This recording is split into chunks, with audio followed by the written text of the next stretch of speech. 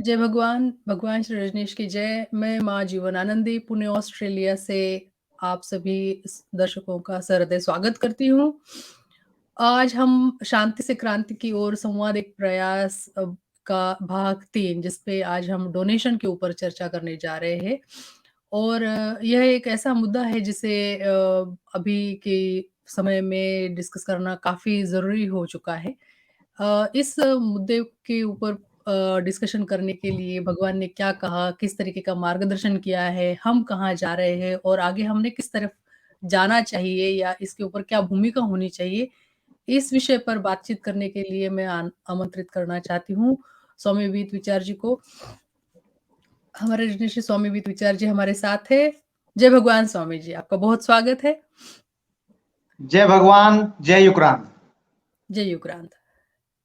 स्वामी जी, जैसे कि आपको खबर है कि अभी जिस तरीके की एक चर्चा चल रही है रजनीश की दुनिया में, रजनीशी सन्यासियों में, कि डोनेशन को लेके क्या होना चाहिए और क्या नहीं होना चाहिए, या अ, इसमें मीडिया में काफ़ी चर्चा चल रही है। तो इसके ऊपर आज थोड़ी हम डिटेल में बातचीत करना चाहेंगे और इसके संबंध में भगवान की क्या मार्गदर्शन थे, किस तरीके की चर्चा हुई और किस तरीके से ये सारी चीज़ें सुलझती गई आगे और इसका क्या प्रभाव रहा है चीज़ों पर, या रजनीशी दुनिया की जो प्रोग्रेस है इस पर क्या प्रभाव रहा है, इसके ऊपर हम चर्चा करेंगे। इस चर्चा करने से पहले जो हमने भाग 2 किया था, भाग 2 में जो हमने मीडिया का महत्व किया था और उसी मीडिया के ऊपर से ये डोनेशन का एक मुद्दा निकल आया है, जो भाग 2 में हमने किया था। तो उसके कुछ कमेंट्स भी हमारे पास आए हैं, उसके ऊपर भी हम चर्चा करना चाहते हैं। स्वामी जी, आपको मेरी आवाज़ सुनाई दे रही है?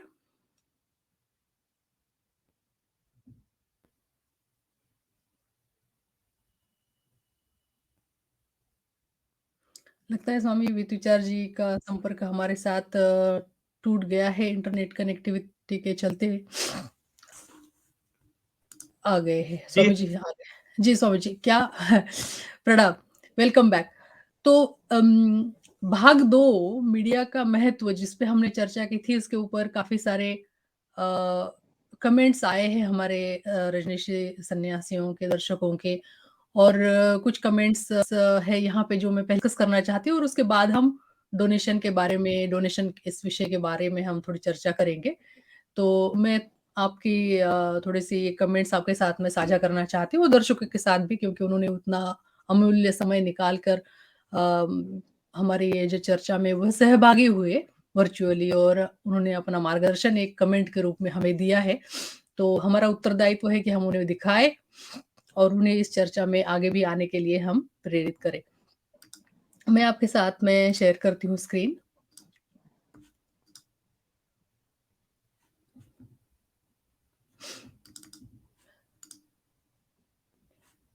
जी। मैं ये पढ़ देती हूँ आपके लिए। यहाँ पे मीडिया के महत्व के बारे में जब हमने बात की थी और उसके ऊपर यह कमेंट आया है जगदीश कनेरिया जी का। इस पे ये लिखते हैं, जय ओशो, ओशो मेरे प्राणाधार, जय ओशो। पूर्ण पुरुषोत्तम परब्रह्म परमात्मा भगवान श्री रजनीश ओशो की अनुकंपा अपार है। आपके भीतर बैठे परमात्मा को मेरा अत्यंत भावपूर्ण प्रणाम। स्वामी जी, जगदीश स्वामी जी, आपको भी बहुत प्रणाम, आपके भीतर बैठे परमात्मा को हमारी तरफ से प्रणाम। ओशो आश्रम पूना को बचाने के लिए हमें सभी तरीके से पूरी ताकत से एक होकर लड़ना चाहिए। बड़ी संख्या में सन्यासियों को पूना जाकर धरना प्रदर्शन करना चाहिए। जय ओशो, प्रणाम। स्वामी ध्यान सागर, वलसाड़, गुजरात। जी, स्वामी जी, यहाँ पे ऐसे है कि लगता है स्वामी वितुचार जी का फिर से संबंध, अच्छा स्वामी जी आ गए हैं। लगता है आज स्वामी जी आपके यहाँ पे शायद आज इंटरनेट कनेक्टिविटी थोड़ी-सी गड़बड़ा गई है शायद। थोड़ा बारिश का मौसम जब रहता है तो इंटरनेट की दिक्कत आती है जी। जी, कोई बात नहीं। तो मैंने ये कमेंट पढ़ा है यहाँ पे, ये स्वामी ध्यान सागर है वलसाड़ गुजरात से और जी, भगवान के प्रति काफ़ी हृदयपूर्ण भरे हुए भावपूर्ण इनके मार्गदर्शन है इनका। और दूसरी बात ये यहाँ पे बताते हैं कि पूना आश्रम बचाने के लिए, और इनका कहना है कि एक साथ होकर लड़ना चाहिए।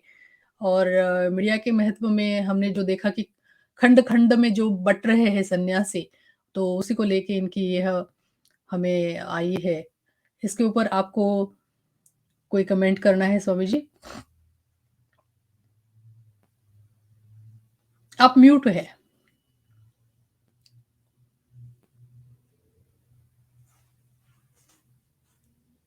आप म्यूट पे बात कर रहे हैं स्वामी जी। जी माँ प्लीज, थोड़ा सा एक बीच में फोन आ गया था दूसरा, उसको साइलेंस पे किया। प्लीज प्लीज एक बार दोबारा बता दीजिए क्या कमेंट है। जी, स्वामी ध्यान सागर वलसाड़ से यहाँ पे फिर से एक तरीके से आह्वान कर रहे हैं सन्यासियों को कि आश्रम की जो ये लड़ाई चल रही है, और इसके लिए सारे सन्यासियों ने एक साथ आके पूना में जाके धरना प्रदर्शन करना चाहिए, ऐसा इनका सुझाव है। ये मीडिया के महत्व के भाग में ही इनका ये सुझाव आया हुआ है। स्वामी ध्यान सागर जी जो वलसाड़ से हैं, उनको जय भगवान हमारी तरफ से। और उन्होंने निश्चित रूप से प्रोग्राम देखा होगा, तो उसमें शायद अभी पूना की लड़ाई की हम लोगों ने कोई बातचीत उसमें नहीं की, पर आजकल कुछ माहौल ऐसा चल रहा है कि हर जगह लोग पूना की लड़ाई के कमेंट करने में लगे हुए हैं, जबकि जो शांति से अपने ज्ञान ध्यान या किसी भी काम में लगे हुए हैं वो अपने अपने काम कर ही रहे हैं।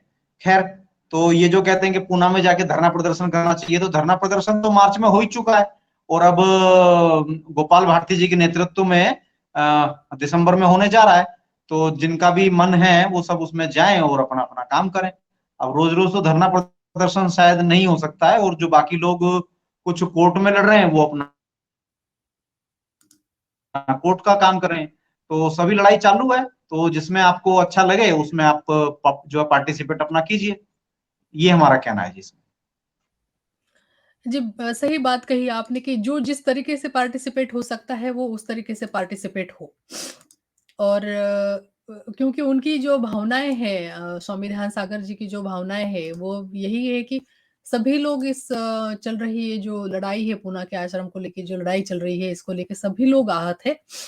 और इस पर से यही समझ में आता है कि जो भी भाव आपके मन में आता है, जो भगवान की जो मार्गदर्शन आएगा आपको इसमें, जो आपके लिए जो स्फुरन होगा, वो आपके लिए सही होगा। और बिल्कुल अगर आप चाहते हैं कि वहाँ जाके धरना प्रदर्शन करना चाहिए, तो स्वामी हिमांशु ने वहाँ पे एक आंदोलन शुरू किया था, अमन ने शुरू किया था, और माँ मधु ने भी शुरू किया था। तो आप जो है उस धरने प्रदर्शन को आप जाके जॉइन कर सकते हैं। तो जिसके मन में जो भी भाव आ रहा है, जो भी जिसका जो स्फुरन है, उसको वो बिल्कुल फ़ॉलो करे, और अपनी ऊर्जा को उस तरीका का जो भगवान का एक मार्गदर्शन है, आपके मन में जो भी भाव आ रहा है, वो भगवान का मार्गदर्शन समझ के आप चलिए उसको, और आपको जिस तरीके से सहभाग लेना है, आप लीजिए। बहुत-बहुत धन्यवाद आपका इस कमेंट के लिए। मैं अगला कमेंट लेती हूँ स्वामी जी।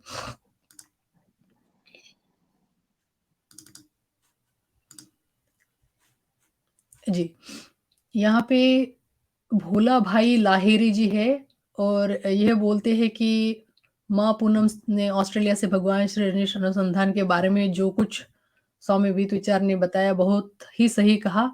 प्रणाम मैया, जय भगवान, सद्गुरु ओशो, लव यू। स्वामी जी बहुत-बहुत धन्यवाद। जी जय भगवान नारी जी को भी। भोला भाई और लाहिरी जी। अपने कमेंट करते रहिए, और हो सके तो अपना संन्यास का नाम भी लिखिए। जी स्वागत है। बहुत सुंदर।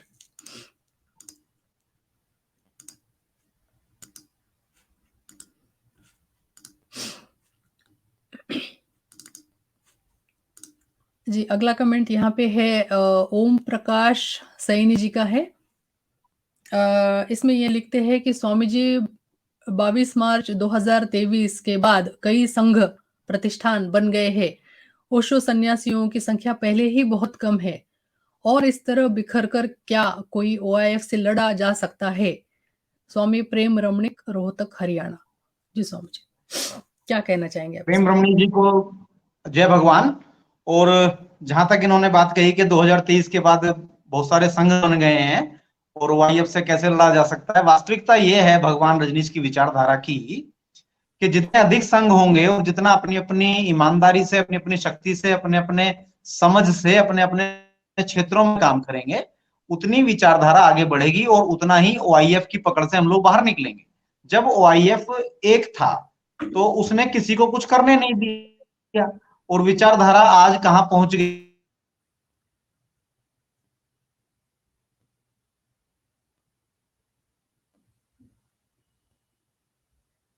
जी,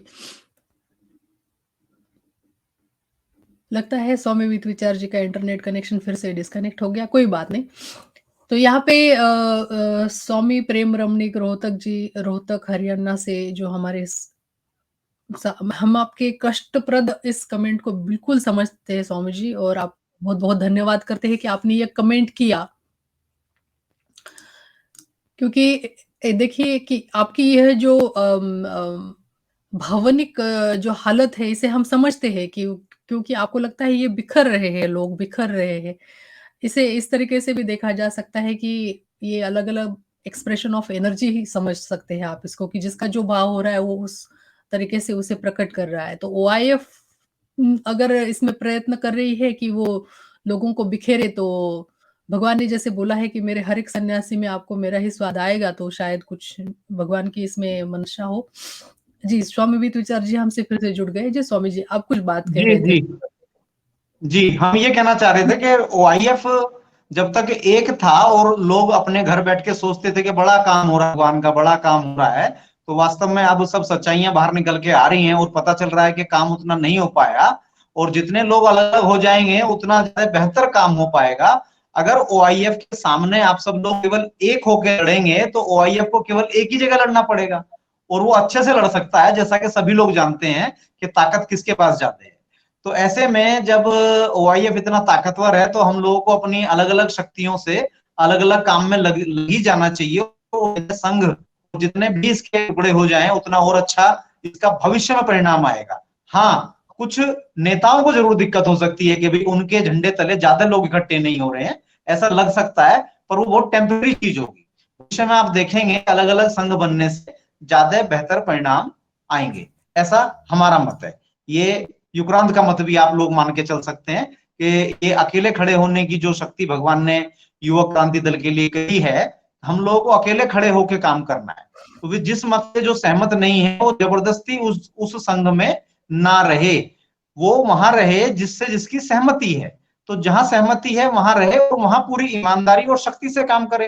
तो इस तरह से अलग अलग संघ बनते हुए चले जाएंगे, और जहां आपको सही नहीं लग रहा है वहां से आप दूसरी जगह चले जाइए, दूसरा संघ बनाइए या किसी दूसरे संघ में शामिल हो जाइए। और ओआईएफ से लड़ने का यही ज्यादा बेहतर और कारगर तरीका साबित होगा। जैसे कि पिछले 30 सालों में 90 से लेके 2020 तक ये सब अब निकल के आया है कि भगवान की समाधि को भी वो मना करते हैं और ना जाने क्या क्या बातें आती हैं। तो अगले अगर 30 साल बाद आप देखेंगे जब बहुत सारे संघ काम करेंगे पूरी अपनी ऊर्जा से, शक्ति से, तो आप देखेंगे कि ज्यादा बेहतर भगवान का संदेश पूरी दुनिया में फैल रहा है। जी जी, स्वामी जी। बिल्कुल सही बात कही आपने, क्योंकि भगवान ने ये तो इतने मार्ग बताए हैं, और हर एक के लिए एक ही मार्ग तो हो नहीं सकता, तो अपने-अपने तरीके से सभी लोग सारे प्रयत्न करें। जी, स्वामी जी, अगला कमेंट मैं यहाँ पे लेना चाहती हूँ। अ, पॉलिश योर सोल 43 इन्होंने लिखा है, glad to hear that beloved master in his initial days becomes sub editor in Navbharat Times. तो ये नवभारत टाइम्स की तरफ से शायद कोई महाशय है जिन्होंने ये वीडियो देखा है। बहुत-बहुत धन्यवाद, आपने हमारा वीडियो देखा और उसे सुना कि भगवान किस तरीके से मीडिया के साथ जुड़े हुए थे और कैसे उन्होंने उनके जीवन काल में कैसे-कैसे अलग-अलग मैगज़ीन्स के साथ उन्होंने काम किया। उसमें उन्होंने इनिशियल डेज़ में उनके वो नवभारत टाइम्स के साथ भी उनका जुड़ाव रहा है। तो हमारा वीडियो देखने के लिए धन्यवाद, और आपने यहाँ पे आके कमेंट किया, इसके लिए भी आपका धन्यवाद।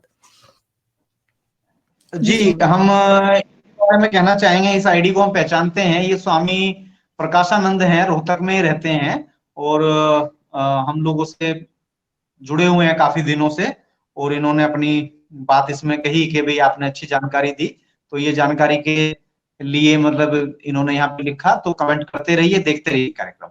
स्वागत है। जय भगवान प्रकाश आनंद जी। जी, अगला कमेंट यहाँ पे हम लेते हैं।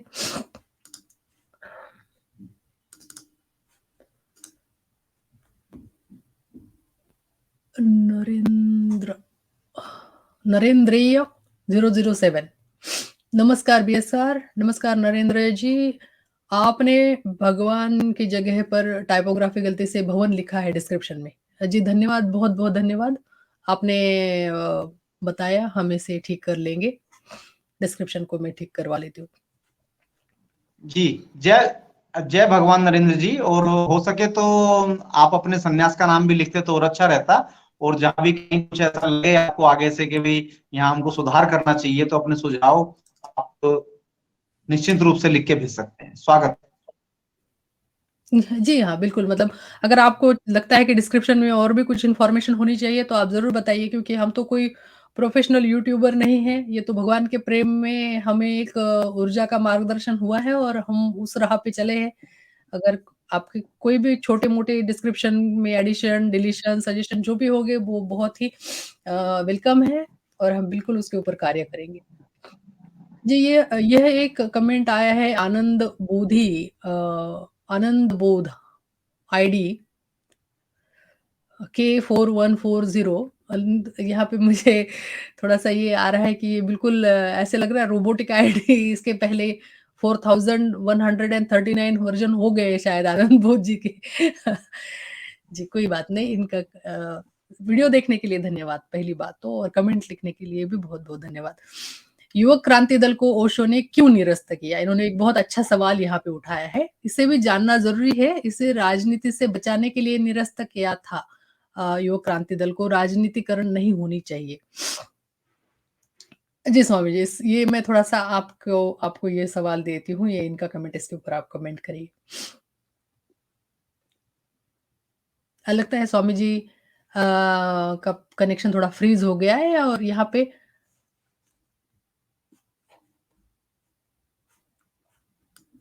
हाँ, स्वामी जी का कनेक्शन फ्रीज़ हो गया है। कोई बात नहीं है, मैंने अच्छा स्वामी जी वापस से आ गए हैं, उनको मैं ऐड करती हूँ स्ट्रीम में। जी। तो इन्होंने जो ये कमेंट लिखा है कि क्यों निरस्त किया भगवान ने इसको, तो पहले तो हम जानकारी दे दें कि भगवान ने कोई भी चीज निरस्त नहीं की। वो भगवान का पूरी यात्रा कैसे रही कि वो एक चीज करते थे और फिर उसको वहां छोड़ के वो आगे फिर दूसरी चीज करने में लग जाते थे, क्योंकि उनके पास जो लाइफ स्पैन था, जो 30 साल सभ्यता का जीवन भगवान कर रहा लगभग, तो उसमें भगवान ने बहुत सारी चीजें की। इसको हम अपने भगवान श्री रजनीश कम्यून अनुसंधान गुरुकुल की तरफ से ऐसे कहते हैं कि भगवान श्री रजनीश ने जैसे मतलब प्ले स्कूल से लेके और जो किंडर गार्डन स्कूल होता है, फिर प्राइमरी स्कूल है, फिर जूनियर हाई स्कूल है, फिर हाई स्कूल है, फिर इंटरमीडिएट के कॉलेज या स्कूल होते हैं, और फिर ग्रेजुएशन, फिर मास्टर क्लास, फिर PhD। तो भगवान श्री रजनीश ने हम सब लोगों के लिए, नई मनुष्यता के लिए, नए मानव के लिए, अपने नव सन्यासियों के लिए पूरा रास्ता बनाया उन्होंने। तो उन्होंने टाइम टाइम पे एक के ऊपर एक चीज आगे की वो करते हुए चले गए, लेकिन कोई भी चीज उन्होंने उन्होंने निरस्त नहीं की। अगर वो निरस्त करते तो कहते कि भाई आज से ये चीज नहीं होगी। जैसे अब हम OIF की बात करें तो OIF कहता है कि सन्यास भगवान ने मना कर दिया था, लेकिन 19 जनवरी 1990 को भगवान का शरीर पूरा हो गया और उसके बाद भी सन्यास OIF के की जगह यानी कि पूना से खूब सन्यास दिया जाता रहा।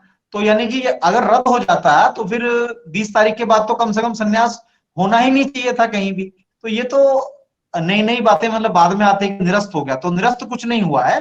अब ये तो देखना है कि किसको किस क्लास में पढ़ना है, कौन मतलब किस लेवल पे है, या फिर किसको अपना बेस मजबूत करना है, तो उसको मतलब कहां पर जाके देखना होगा। तो युवक क्रांति दल भगवान श्री रजनीश का वो आधार है जिसके ऊपर भगवान श्री रजनीश की पूरी विचारधारा जाके भविष्य में खड़ी हुई। युवक क्रांति दल के बाद ही आया नव संन्यास आंदोलन और उसी के बाद आया पूना, और उसी के बाद आया रजनीशपुरम, और उसी के बाद ये सारी गतिविधि उसी के ऊपर खड़ी होती हुई चली गई। तो युवक क्रांति दल भगवान श्री रजनीश के काम में नींव के पत्थर का काम है, तो उसको कभी भी निरस्त ना किया जा सकता है। जी जी स्वामी जी, मतलब ये ऐसे मुझे या मेरी समझ ऐसी है या मुझे ऐसे लगता है कि भगवान ने एक-एक बात हमें करके दिखाई कि ये इस तरीके से भी हो सकता है, ये इस तरीके से भी हो सकता है, और उसमें से जो आपको अच्छी लगे, जो आपको अपील हो, उसे आप लेके आगे चले और उसके ऊपर आप आगे डेवलपमेंट करें। जी, स्वामी जी का संपर्क फिर से टूट गया है यहाँ पे। तो नरेंद्र स्वामी जी, आनंद बोधी जी, यहाँ पे यहाँ राजनीति वहाँ पे जब भगवान ने युक्रांत शुरू किया, वहाँ राजनीति ऐसे कोई चीज़ हुई नहीं थी, लेकिन बाद में जब रजनीशपुरम से आने के बाद भगवान ने ये ज़रूर कहा था कि जैसे-जैसे संगठन बढ़ रहा है, तो राजनीति बढ़ रही है। लेकिन जब युवक क्रांति दल के बारे में जब भगवान ने बात की थी, तब राजनीति या कम्युन के अंदर कोई ऐसे पॉलिटिक्स ये सब बातें वहाँ पे थी ही नहीं। तो ये निरस्त करने का और राजनीति से बचने के लिए ये मुझे लगता है इसके ऊपर आप थोड़ा और संशोधन करिए कि क्यों हुआ था या कहाँ वो आगे बात गई थी। जैसे स्वामी जी ने बताया कि आगे ये जो बात चली थी वो नव संन्यास आंदोलन की तरफ उसका डेवलपमेंट हुआ था। जी स्वामी जी। जी तो ये एक आखिरी कमेंट था पिछले भाग 2 में से। जी स्वामी जी। यहाँ पे अब हम आगे चर्चा करते हुए, क्योंकि अभी काफ़ी व्हाट्सएप पे, फेसबुक पे थोड़ा-सा कम हो गया है, लेकिन व्हाट्सएप ग्रुप्स के अंदर एक काफ़ी चर्चा चल रही है डोनेशंस को लेके, और इस भाग पे भी हम इस भाग में हमारा प्रमुख मुद्दा यही था कि हम डोनेशन के ऊपर चर्चा करें कि डोनेशन का क्या महत्व है, या डोनेशन होना चाहिए या नहीं होना चाहिए। तो थोड़ा-सा आप अगर इसके ऊपर थोड़ा-सा प्रकाश डालें कि कोई रेफ़रेंस भगवान ने दिया है डोनेशन के ऊपर? आपके पास इसकी कोई जानकारी हो तो साझा करें। भगवान श्री रजनीश ने डोनेशन, या उसको कहेंगे दान, या उसको कहेंगे चैरिटी, या कंट्रीब्यूशन, या शेयरिंग, या गिफ्ट, इन सब चीजों की जगह जगह बात की है। तो अलग अलग रेफरेंस में अलग अलग बातें मौजूद हैं, पर उसके ऊपर जो सबसे बड़ा प्रवचन एक तरह से भगवान ने बोला हुआ है, तो वो एस धम्मो सनंत नो में प्रवचन नंबर 109 है, जो दान की महिमा के बारे में बुद्ध से संबंधित एक गाथा को लेके उसके ऊपर भगवान ने पूरी अपने वर्जन भी उसमें बीच बीच में दिए, गाथा को भी पूरा किया है और साथ में अपने वर्जन भी उसमें दिए। लेकिन मोटा माटी भगवान श्री रजनीश जो दान के बारे में कहते हैं कि दान केवल धन का दान ही दान नहीं है, और जो कि आजकल जिस विषय पे आपने थोड़ी बात जोड़ने की कोशिश की कि जो सोशल मीडिया में चल रहा है, तो वो केवल धन की बात होती है, जबकि भगवान श्री रजनीश कहते हैं कि जैसे कोई गीत गा सकता है, ये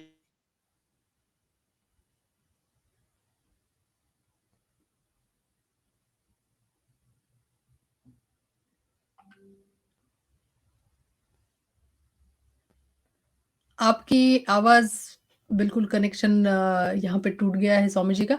लेकिन जो बात वो कहना चाह रहे थे, शायद वो फिर से जुड़ने की कोशिश करें, तब से मैं आपको उनकी बात फिर से एक बार दोहरा दूँ स्वामी जी की।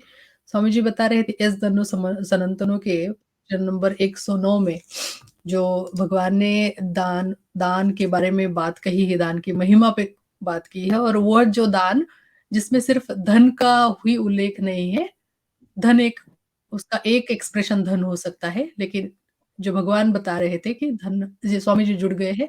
स्वामी जी आप अपनी बात जी कंटिन्यू। तो उसमें उसमें भगवान का कहना है कि सभी चीजें दान हो सकती है, जैसे समय का दान है, कोई अलग अलग चीज है, लेकिन जो नॉर्मल डिबेट चलती है वो केवल पैसों को लेके चलती है। तो उसी संबंध में जो ओआईएफ है उसने क्या बात अपने सभी स्टूडेंट्स से, जो भी ओआईएफ के स्कूल में पढ़ते थे 86 में जब भगवान आए पूना, तो उसके बाद हम उसकी टाइमलाइन मान के चलते हैं 85 से, वैसे वो रजनीशपुरम से ही एक्टिव हो गया था। ओआईएफ का फॉर्मल रजिस्ट्रेशन जब भी हुआ हो, लेकिन उसका जो बेस है वो रजनीशपुरम से ही वो लेके आ रहे हैं।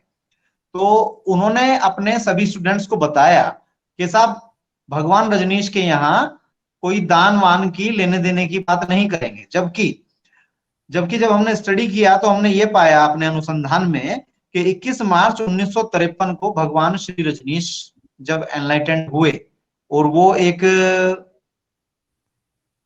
अपने माता पिता के पुत्र ना होके वो धरती के पुत्र बने और इस पूरी धरती को एक नया मार्गदर्शन देने के लिए वो अपने आप को प्रस्तुत किए।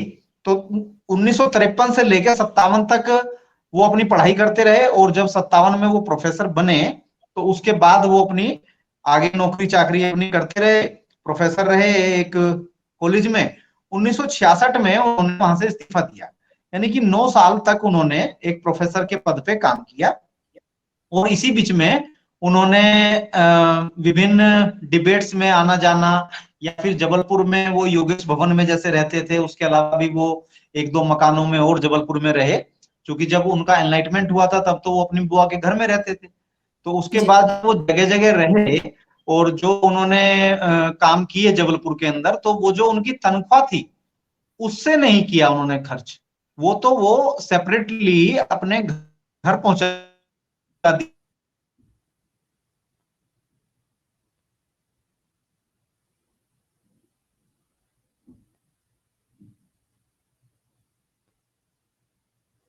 जी, लगता है स्वामी जी का कनेक्शन फिर से यहाँ पे फ्रीज़ हो गया है, लेकिन यहाँ पे स्वामी जी एक बहुत ही रोचक बात हमसे बता रहे हैं कि भगवान के शुरुआती दिनों में जब भगवान एनलाइटेंड हुए थे और अपने जबलपुर में अपने बुआ के घर पे रह रहे थे और डिबेटों में भी वो हिस्सा लेते थे और वहाँ से उनको जो उनकी कमाई थी वो उसे वो घर भेजते थे।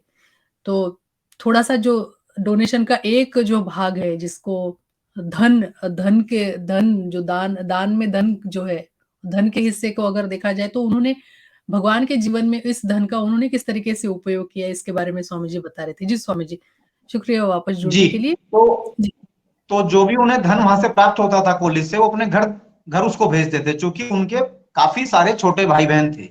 वो जमाना ऐसा ही था ज्यादा आबादी पैदा करने का, और शायद भगवान ने जब जनसंख्या नियंत्रण का बहुत ज्यादा बात किया अपने सन्यासियों के बीच में, तो शायद उनका अपने माता पिता के जो भी माहौल था वहां घर का, कि इतने सारे बच्चों को देख के शायद उनको समझ आया होगा कि इसका जनसंख्या कंट्रोल होना कितना जरूरी है, और उन्होंने अपने सन्यासियों को लगातार इस बारे में प्रेरित किया। और बहुत सारे सन्यासियों ने इस बात को जाना और समझा और अपनी आबादी कम से कम बढ़ाई है, और अधिकतर लोगों ने तो बढ़ाई भी नहीं है। तो ये हम लोगों को बिल्कुल। उससे शिक्षण प्रशिक्षण मिलता है।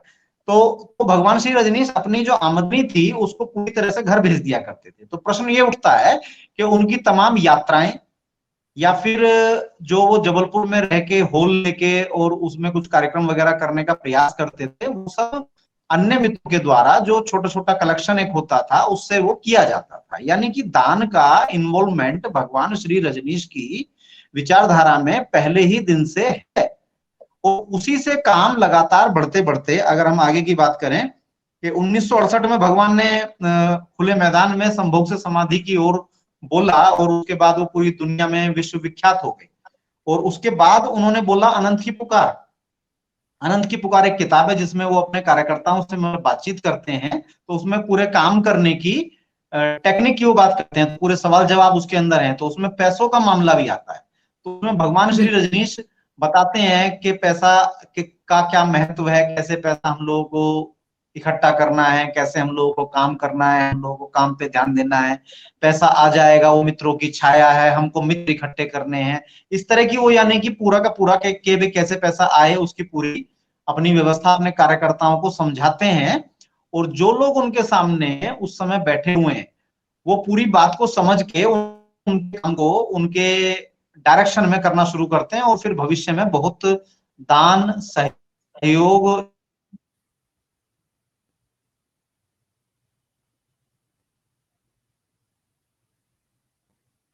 जी। हाँ, जब तक स्वामी जी वापस जुड़ जाते हैं यहाँ पे मैं एक पॉइंट मैं ऐड करना चाहती हूँ कि भगवान की दुनिया में या भगवान श्री रजनीश ऐसे पहले गुरु हैं जिन्होंने धन को नकारा नहीं है। अब तक के जितने भी गुरु हुए हैं सबने मोह माया के नाम पे धन का जो इनकार किया है, धन के इनकार करने से जो गरीबी भारत में पनपी है और जिस तरीके से गरीबी में ही सुख मान के रहा जाए, इस तरीके की किसी भी बात का बढ़ावा भगवान ने नहीं दिया है। तो भगवान की दुनिया में धन से कभी इनकार हुआ नहीं और जितनी धन की उपयोगिता भगवान श्री रजनीश ने की है, शायद ही किसी गुरु ने इतनी धन की उपयोगिता की होगी। शुरू से उन्होंने धन का इतना उपयोग किया है। जी स्वामी जी, आप वापस जुड़ गए हैं। जब तक आप आ रहे थे, मैंने ये एक पॉइंट मेरे दिमाग में आया था कि धन के बारे में जो आप बात जी कर रहे थे कि जी जी जी हम बात बता रहे थे पुकार में जो उन्होंने, तो उन्हीं को उनके सब कार्यकर्ताओं ने मिलके सारी दुनिया में लागू किया और उससे बहुत काम हुआ। और उसके बाद भगवान श्री रजनीश ने युवक क्रांति दल का निर्माण 69 में किया। वो जबलपुर में ही तब तक रहते थे और युक्रांत के जो लोग हैं वो जानते होंगे जबलपुर में, वो आप लोग अगर उनके इंटरव्यूज देखेंगे तो वो सब बताते हैं कि भाई कैसे हम 2-2 रुपए इकट्ठा आपस में करते थे और फिर आचार्य जी के प्रवचनों को कराते थे, क्योंकि तब तक वो आचार्य जी थे। तो आचार्य जी के प्रवचन, वहां बहुत सारे प्रवचन जबलपुर में उनके हुए। और उसके बाद 26 सितंबर को 1970, सॉरी उससे पहले डेट रह गई कि 30 जून को जबलपुर से मुंबई चले। 30 जून 1970 में वो मुंबई चले गए सीसीआई चैम्बर में रहने के लिए। भगवान आचार्य जी के एक प्रेमी थे, तो उनका एक लकी ड्रा में एक फ्लैट निकला था क्रिकेट चैम्बर ऑफ इंडिया में, तो उसमें जाके आचार्य जी ने निवास स्थान अपना बनाया जून में। और सितंबर में उन्होंने संन्यास देने की शुरुआत की मनाली से। और फिर यानी कि जितना भी मूवमेंट था, वो जो संन्यास का पूरा मूवमेंट था, वो सब चंदे पर ही लगातार चलता था, अर्थात डोनेशन पर। तो उसके बाद 1970 में गोल्डन अपार्टमेंट में 3 BHK फ्लैट एक लिया गया, क्योंकि वो सीसीआई चैम्बर के जो मालिक थे उनका कुछ भाव जगह या कुछ ऐसा, मतलब आपस में थोड़ा सा हुआ मतभेद जिसको कहना चाहिए। तो माँ लक्ष्मी ने और भगवान ने वहां मौजूद जितने सन्यासी या गैर सन्यासी, गैर नव सन्यासी लोग भगवान से जुड़े थे उस समय वहां, तो उन सभी ने चंदा दिया। और यहां तक बताया गया कि जैसे माताओं के पास अक्सर कैश नहीं होता है, पुरुष तो चूंकि दुनिया में या तो नौकरी चाकरी करते हैं, व्यापार करते हैं या कोई और चीज कर रहे होते हैं, तो उनके पास कैश फ्लो होता है। लेकिन अक्सर जो महिलाएं होती हैं उनके पास कैश फ्लो ना होके एक एसेट्स होता है, वो होता है गोल्ड के रूप में या और कोई चीज ऐसी हीरे की कोई चीज होती है। तो वहां पर उन माताओं ने वो अपने गहने या वो अपनी अंगूठियां उतार के वहां दे दी और उसी सारे कलेक्शन से वो 3 BHK फ्लैट लिया गया गोल्डन अपार्टमेंट में। ये वेल नोन फैक्ट है और इसको कई लोग पहले हमसे पहले भी बता चुके हैं, और ये जगह जगह ही वो कोई भगवान। जी, लगता है स्वामी जी का संपर्क टूट गया है। तो ये बात तो ये जो बात निकली धन की, और इसमें एक पहलू ये उभर के आया कि स्त्रियों के पास जो उनका धन, उसे हम बोलते हैं कि स्त्रीधन जो होता है, स्त्रीधन यानी जो सोने के स्वरूप में संभाल के रखती है स्त्रियां, दहेज में आता है, कभी शादियों में मिलता है, या वो उनकी छोटी छोटी सेविंग्स करके जो स्त्रीधन जो बनाती है, और वो स्त्रीधन उन्होंने भगवान को दिया। अगर जो सारी भारतीय महिलाएं है, वह जानती है कि उन्हें उस स्त्री धन के साथ उनका कितना मोह होता है, या वो उनके लिए कितनी एक खास, वो उनके मैके से आया हुआ स्त्रीधन हो या उन्होंने बचत कर करके लिया स्त्रीधन हो, उसका एक खास जुड़ाव होता है महिलाओं का। और वो ऐसे होता है कि जैसे कि कुटुंब की कोई त्रासदी की अगर घड़ी आए तो उसमें ही वो जनरली यूज करती है, लेकिन वो भगवान के इतने प्रेम में थी सारी मातृशक्ति कि उन्होंने अपना स्त्रीधन भी दे दिया। और जो जी वुडलैंड का 3 BHK का जो फ्लैट था वो लेने के लिए, तो आप इस बात को समझिए कि धन, जब कोई धन का डोनेशन करता है तो वो उसके पास जो एक्सेस होता है ना, उसका वो डोनेशन करता है, ठीक है। लेकिन स्त्री जब डोनेशन करती है तो उसके प्रेम से जो आता है, और जहाँ जब उसका प्रेम होता है तो वो स्त्रीधन देने से भी वो पीछे नहीं हटती है। तो ये बहुत सुंदर बात यहाँ पे पहलू आपने बताया, समझ मेरे तो आँखों में आँसू आ गए कि इतना मतलब भगवान की प्रेम में वो ओतप्रोत थी कि उन्होंने अपना स्त्रीधन भी दे दिया उस वक़्त। जी स्वामी जी, आप बात जी, बताइए आगे। जी, जी माँ। तो ये जो वुडलैंड वो ओआईएफ ने जो अपने शिष्यों और गुरुओं के द्वारा सारे में बात चलाई कि भाई यहाँ पर दान चंदा लेना मना है और जो ना काम को मत करो। बेसिकली ओआईएफ का तो बेसिक एजेंडा ये था कि भगवान श्री रजनीश का काम कैसे रुकता रुकता और रुकता चला जाए और ये खत्म होता जाए। कुछ लोगों को ऐसा बिल्कुल। वहम है कि बड़ा काम ओआईएफ ने किया, बड़ा काम ओआईएफ करेगा, ऐसा अभी भी कुछ लोग सोचते और मानते हैं, लेकिन वास्तविकताएं इससे ठीक उलट है। और उस पर कोई भी अगर आकर बात करना चाहे तो हम उससे खुले मंच पे, हम लोगों का तो क्लोज मंच है, बंद मंच है एक तरह से, मतलब राघव जी का जो मंच है एक तरह से बीएसआर मीडिया, तो उस पर आके हम आराम से बात करने को तैयार है। कोई आए किसी दिन और बात हो जम के भाई कैसे आप लोग काम को रोकने के आयोजन करते हैं और कैसे भगवान का काम बढ़ सकता था। तो चंदा और दान से ही भगवान का काम आगे बढ़ा और गोल्डन अपार्टमेंट का वो जगह लिया गया, ना कि भगवान श्री रजनीश जब आचार्य रजनीश थे तो उनकी तनख्वाह के जुड़े हुए पैसों से नहीं लिया गया। तो जो भी स्थापित लोग हैं, जो भी हुआ क्या कि जो पूना 2 में जो लोग स्थापित हो गए, बहुत सारे उन लोगों ने भी ये फर्जी बातें चलाई कि भाई दुकान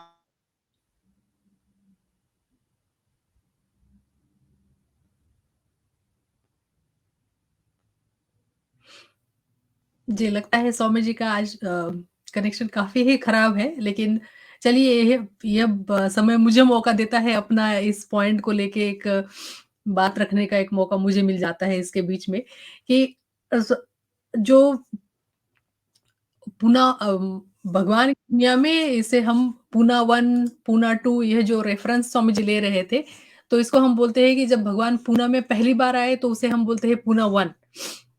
फिर जब भगवान रजनीशपुरम से वापस जब पूना में आए तो उसे हम बोलते हैं पूना 2। तो जो सन्यासी जिनको यह पूना 1, पूना 2 अगर समझने में दिक्कत आ रही हो तो उनके लिए ये मैं बात बता दूँ, ये मैं जब आप डिस्कनेक्ट हो जाते हैं तो मुझे मौका मिल जाता है और कुछ बात करने के लिए। जी, जी। नहीं, अच्छा है माँ जी, अच्छा है ये। इससे इससे और अच्छा तालमेल सबको समझ में आएगा। तो और पूना 3 है भगवान श्री रजनीश के शरीर के पूरे होने के चर्च बाद। के बाद। और जी। और और पूना 4 है जब सन 2000 के बाद जो है पूना 4 अभी चल रहा है, जब से उन्होंने संन्यास देना सब ये बंद बंद किया है, पूरा वो नए फॉर्म में आए हैं, तो ये पूना 4 का पैटर्न है जिसको हम लोग अभी देख रहे हैं। खैर, तो हम ये बता रहे थे बात कि वो सब जो फ्लैट लिया गया वो भगवान श्री रजनीश की तनख्वाह से नहीं लिया गया, लेकिन उन्होंने अपने लोगों के द्वारा प्रचारित कराया कि भाई दान चंदा नहीं होना चाहिए ये रजनीश के अंदर, क्योंकि उनको काम को रोकना था। अच्छा, उन्हीं के नक्शे कदम पर चलकर जो स्थापित आश्रम वाले थे, उन्होंने सभी नए आने वाले लोगों का रास्ता बाधित करने के लिए कि काम ना हो पावे और केवल हमारा आश्रम या हमारी व्यवस्था आगे बढ़े और जो ना हमारा ही गुरुडम चले, तो इसके तहत उन्होंने भी उनका जम के प्रचार मतलब ओआईएफ की नीतियों का किया और सारे काम के रास्ते रोक दिए। जो एक एक नौजवान आके नए नए आए, एक आदमी आके काम को खड़ा कर सकता था, उन सब के रास्तों को बाधित कर दिया इन्होंने। और चारों तरफ बैठ के बस ड्राइंग रूम सेशंस और जो है केवल चर्चाएं परिचर्चाएं इस बात के ऊपर होने लगी कि जी फलाना ये गड़बड़ कर रहा है, फलाना ये गड़बड़ कर रहा है। अरे भाई, जो गड़बड़ कर रहा है उसको हटाइए और जो सही काम है उसको करना शुरू कीजिए, तब तो काम चले। अब सही तो कोई करेगा नहीं, केवल गड़बड़ पे केवल चर्चा करेंगे। और गड़बड़ की चर्चाएं कहां से आई? ओआईएफ से। और ओआईएफ क्या है आज की तारीख में? सबके वो सामने है कि वो शुद्ध रूप से गड़बड़ है, उसका आधार ही गड़बड़ है, उसका सभी कुछ गड़बड़ है। और जो लोग उससे लड़ने जाते हैं वो उससे भी गड़बड़ है, क्योंकि वो ओआईएफ का ही शिक्षाओं का पालन करके उनसे लड़ने जा रहे हैं। मजे की बात ये कि ओआईएफ से अलग उनके पास शिक्षा दीक्षा ही नहीं है, उनका कोई विषय ही नहीं है। वो सोचते समझते सोचते समझ नहीं, पढ़ते लिखते ही नहीं है, चीजों को जोड़ते ही नहीं है आपस में, टुकड़े जो टूटे हुए भगवान के पूरे विजन के। जी, जी, बिल्कुल। तो ये ऐसे ही बात हो गई ना जैसे कि अम, जिसको यहाँ पे डेवलप्ड कंट्रीज़ में एक वर्ड आता है ग्रूमिंग करना। ग्रूमिंग करना यानी किसी को अपने फ़ायदे के लिए यूज़ करने के लिए उन लोगों को पहले से टारगेट करके, उनको इस तरीके की विचारधारा में ले जाना या ट्रेनिंग देना जिससे वो अनकॉन्शियसली अ, अनइंटेंशनली उन्हीं के काम करे जिनसे वो लड़ना चाहते हैं। तो उनको बोलते हैं ग्रूमिंग करने वाले। तो यूके यूके में ये ग्रूमिंग गैंग्स बहुत चल रही है, जो तालिबानी विचारधारा के लोग हैं वो उनकी ग्रूमिंग चलाते हैं। और अभी-अभी किसी ने रिसेंटली यह बात कही थी कि ओआईएफ जो है वो कोई तालिबानी संस्था से कम नहीं है, क्योंकि अगर उनका फरमान है तो मानना पड़ेगा, नहीं तो नहीं मानना पड़ेगा। तो ओआईएफ के ये जो ग्रूमिंग ओआईएफ ने की है, जिसको एक बोलते हैं संस्करण, ग्रूमिंग का बहुत शुद्ध हिंदी शब्द रहेगा संस्करण। तो ये अपने जो संस्करण कराते हैं सन्यासियों के ऊपर, वो इस तरीके होते हैं, वो तानाशाही वृत्ति के जो संस्करण हुए हैं, बहुत सारे सन्यासी उसके शिकार बने हुए हैं। वो शायद वो बात वो जानते नहीं है, और अगर उनको कोई पॉइंट आउट करे तो वो भी उन्हें बुरा लगता है। तो ये बात आप कह रहे थे भगवान के जगत में पूना 2 के बाद, पूना 2 और ओआईएफ के ग्रूमिंग के बाद या संस्करण के बाद जो सन्यासी तैयार हुए हैं, कैसे वो अब गुरुडom में चले गए हैं और वो किस तरीके के गुरुडम से काम करते हैं, और ओआईएफ की ही जो नीति है कि काम को रोका जाए, इसे किस तरीके से परिचालित कर रहे हैं, ये आप बता रहे थे स्वामी जी। कृपया आप पॉइंट कंटिन्यू करिए।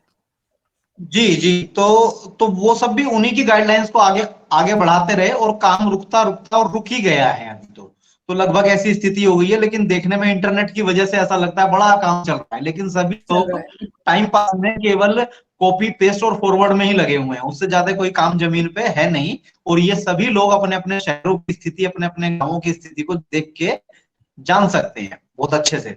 तो हम ये बता रहे थे बात के 1971 में भगवान श्री रजनीश ने फिर कीर्तन मंडलियां वुडलैंड अपार्टमेंट से बाहर भेजना शुरू किया, और उन कीर्तन मंडलियों को जो विचारधारा को आगे बढ़ाने के लिए जनता के द्वारा सहयोग मिलता था, भगवान श्री रजनीश के प्रेमियों के द्वारा जो उनको सहयोग राशि कुछ प्राप्त होती थी, तो भगवान श्री रजनीश ने उसमें उन कीर्तन मंडलियों के जो भी देखरेख का हेड जो भी होते थे उसके उनको इंस्ट्रक्शंस दिए भगवान ने कि 2000 रुपए से ज्यादा आपके पास में कैश नहीं होना चाहिए। कि जैसे ही 2100 रुपए हो जाए या मान लो 2500 रुपए हो जाए तो आपको बाकी पैसा खर्च करना है अपनी मंडली पर, या और कोई जो भी आपको उस समय क्रिएटिव आइडिया उसके ऊपर उसको तुरंत खर्च करना है।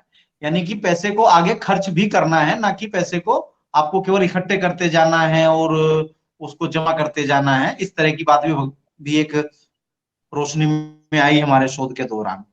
अब जैसे जब बुलंद अपार्टमेंट में रहते थे भगवान, तो उस समय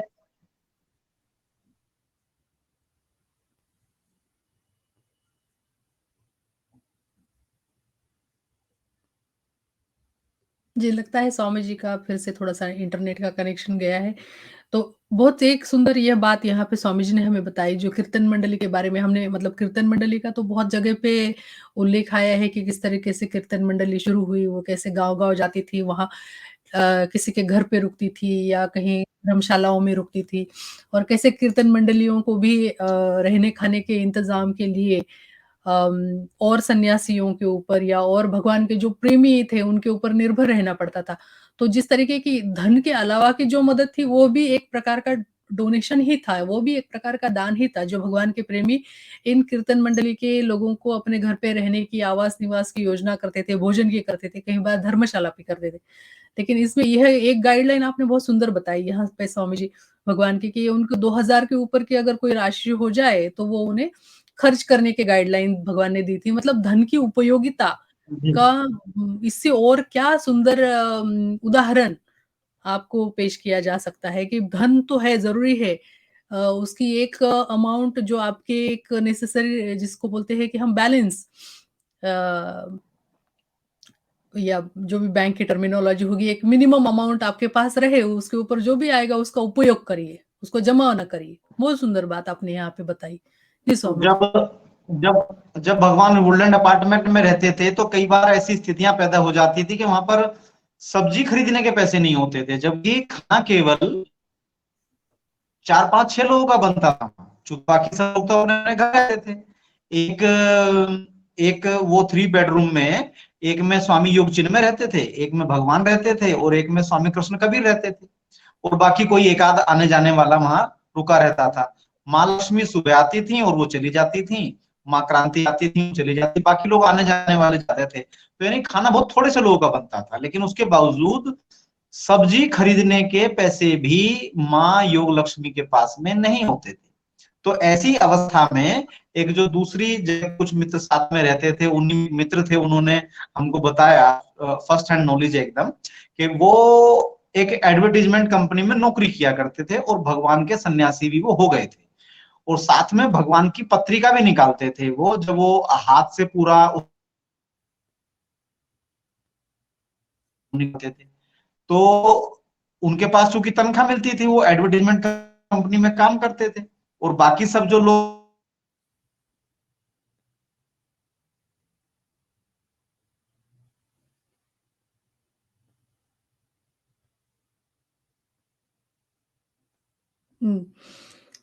तो लगता है स्वामी जी का फिर से फ्रीज हो गया है कनेक्शन।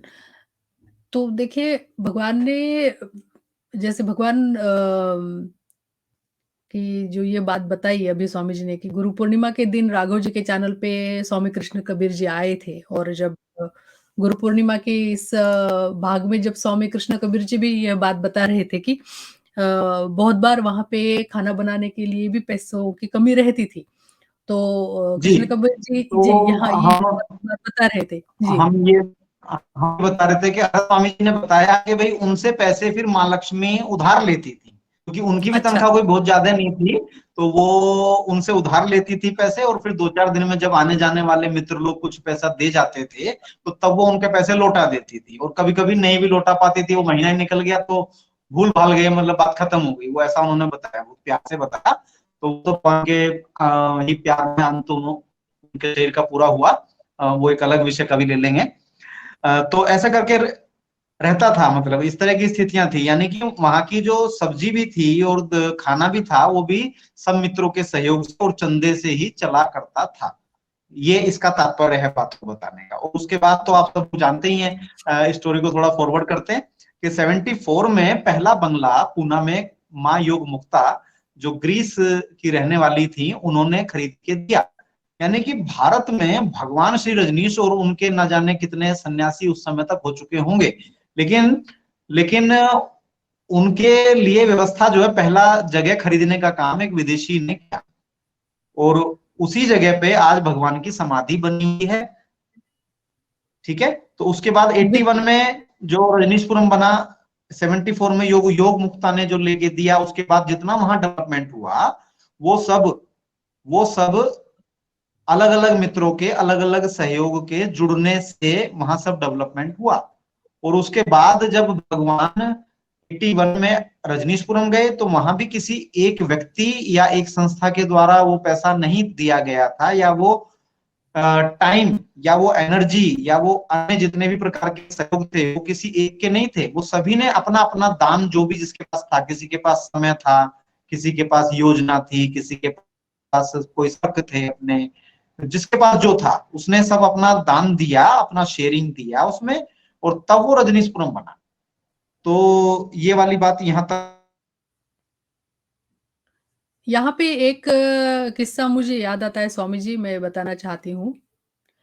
और यह जो घटना या किस्सा जो है, वो जिन्होंने ये दान दिया था आश्रम के बनते वक़्त में, उन्होंने खुद अपने मुँह से बताया हुआ है। वो माँ अब नहीं है शरीर में, उनका शरीर पूरा हो चुका है। लेकिन उन्होंने बताया था कि जब बुद्धा हॉल बन रहा था, और जब बुद्धा हॉल बनने के लिए जब उसकी छत बनाई जा रही थी, तो कुछ राशि की कमी हो गई थी। तो बुद्धा हॉल के उस छत को बनाने के लिए जो राशि कम हो गई थी, तभी एक यह बात हुई कि एक इटली के कोई एक प्रिंस थे, वो वहाँ पे आए हुए थे, और जी उन्होंने माँ, तो भगवान है से क्या टाइम पे? हाँ, हाँ, आप आ गए हैं, जुड़ गए हैं। जब तक आप गए थे तब तक मुझे एक किस्सा याद आया। बुद्धा हॉल बनते वक़्त के कंस्ट्रक्शन के, लाओ त्सु हॉल के और बुद्धा हॉल के कंस्ट्रक्शन के वक़्त का ये किस्सा है कि इटली के प्रिंस आए थे और उन्होंने बोला कि मेरे पास बहुत सारा सोना है, जो जब हिटलर ने वहाँ पे लोगों के ऊपर अत्याचार करना शुरू किया था, तो वो वहाँ से भाग रहे थे, और भागते वक़्त बॉर्डर पे, गाँव पे इन्होंने एक यहाँ पे एक घर में दस्तक लगाई कि हम जा रहे हैं और हमारा ये धन है, हम आपके पास छोड़ के जाते हैं, लेकिन वो लोग कभी वापस आए ही नहीं। तो वह व्यक्ति जब आए भगवान के पास, तो उन्होंने पूछा भगवान से कि मेरे पास ये बहुत है और मुझे समझ में नहीं आ रहा है, मैं अब इतने सालों से मैं उनकी प्रतीक्षा कर रहा हूँ, मैं क्या करूँ इस धन का? तो बोले वो धन तुम्हारे यहाँ मेरे मेरे काम के लिए ही वो छोड़ के गए थे वो लोग। तो वह जो सोना था उन लोगों का वो यूज़ हुआ लाओ त्सु हॉल के कंस्ट्रक्शन में और बुद्ध हॉल के ऊपर कंस्ट्रक्शन में। अब इसमें ये भी बात हुई कि फिर भगवान ने फिर उनके यहाँ संदेशा भिजवाया था कि पूछिए उनको कि उनकी माँ का नाम देना है क्या हॉल को? तो उन्होंने पहले बोला मना किया, फिर बोला हाँ ठीक है, फिर दे दीजिए, फिर मना किया, फिर उनके पता नहीं उनके मन में क्या भाव आया। फिर उन्होंने बोला जो भगवान को ठीक लगे वो करे। मुझे तो इतना हल्का फ़ील हो रहा है कि मैंने मैंने ये जो सोना मेरे पास पड़ा था जनरेशन से, वो जो जिन लोगों का था वो किसी एक अच्छे कार्य में उसका उपयोगिता हो रही है। तो वो मैं माँ का नाम नैरोबी वाली माँ का नाम मैं भूल गई, उनके दामाद थे वो। और उन्होंने वो सोना उनका डोनेशन दिया था फैमिली का, तो बहुत सारे लोगों ने बहुत पैसे दिए हैं। आश्रम ऐसे ही नहीं बना है और उसमें बहुत सारे विदेशी सन्यासियों का भी बहुत डोनेशन है। जी, स्वामी जी, जी, आप बात बता रहे थे। तो आप रजनीशपुरम तक तो पहुँच गए पूरा थे, मैं थोड़ा-सा रजनीश भी पीछे लेके आई थी, पुनः आश्रम में। जी। पूरा रजनीशपुरम भी सभी के सहयोग से बना और उसके बाद 86 से लेके 90 तक जो पुना 2 जिसको के सहयोग से ही चलता था और सभी बिल्कुल। ने उसमें अपना योगदान दिया है। उसके बाद अगर हम बात करें देहरादून में एक आश्रम है स्वामी नरेंद्र बोधिसत्व का, तो जी। बड़ा स्थापित टाइप का है वो आश्रम, तो वो भी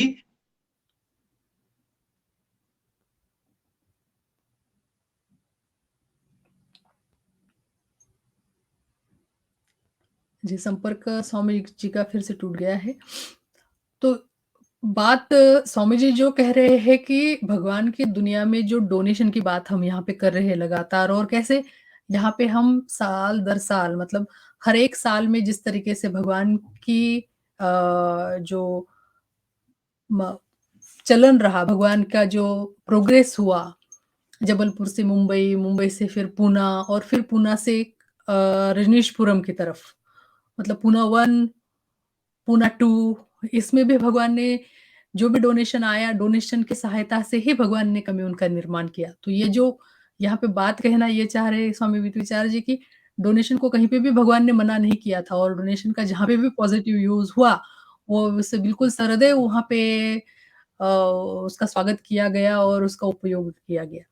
जी, स्वामी जी, आप स्वामी नरेंद्र बोधिसत्व जी के आश्रम के बारे में बात तुम्हारे देहरादून का कर रहे थे। जो जो जो जो स्वामी नरेंद्र बोधिसत्व जी का आश्रम है वो भी कई मित्रों के सहयोग से ही बना। अगर कुछ लोग जी, सहयोग नहीं करते तो आश्रम नहीं बनता।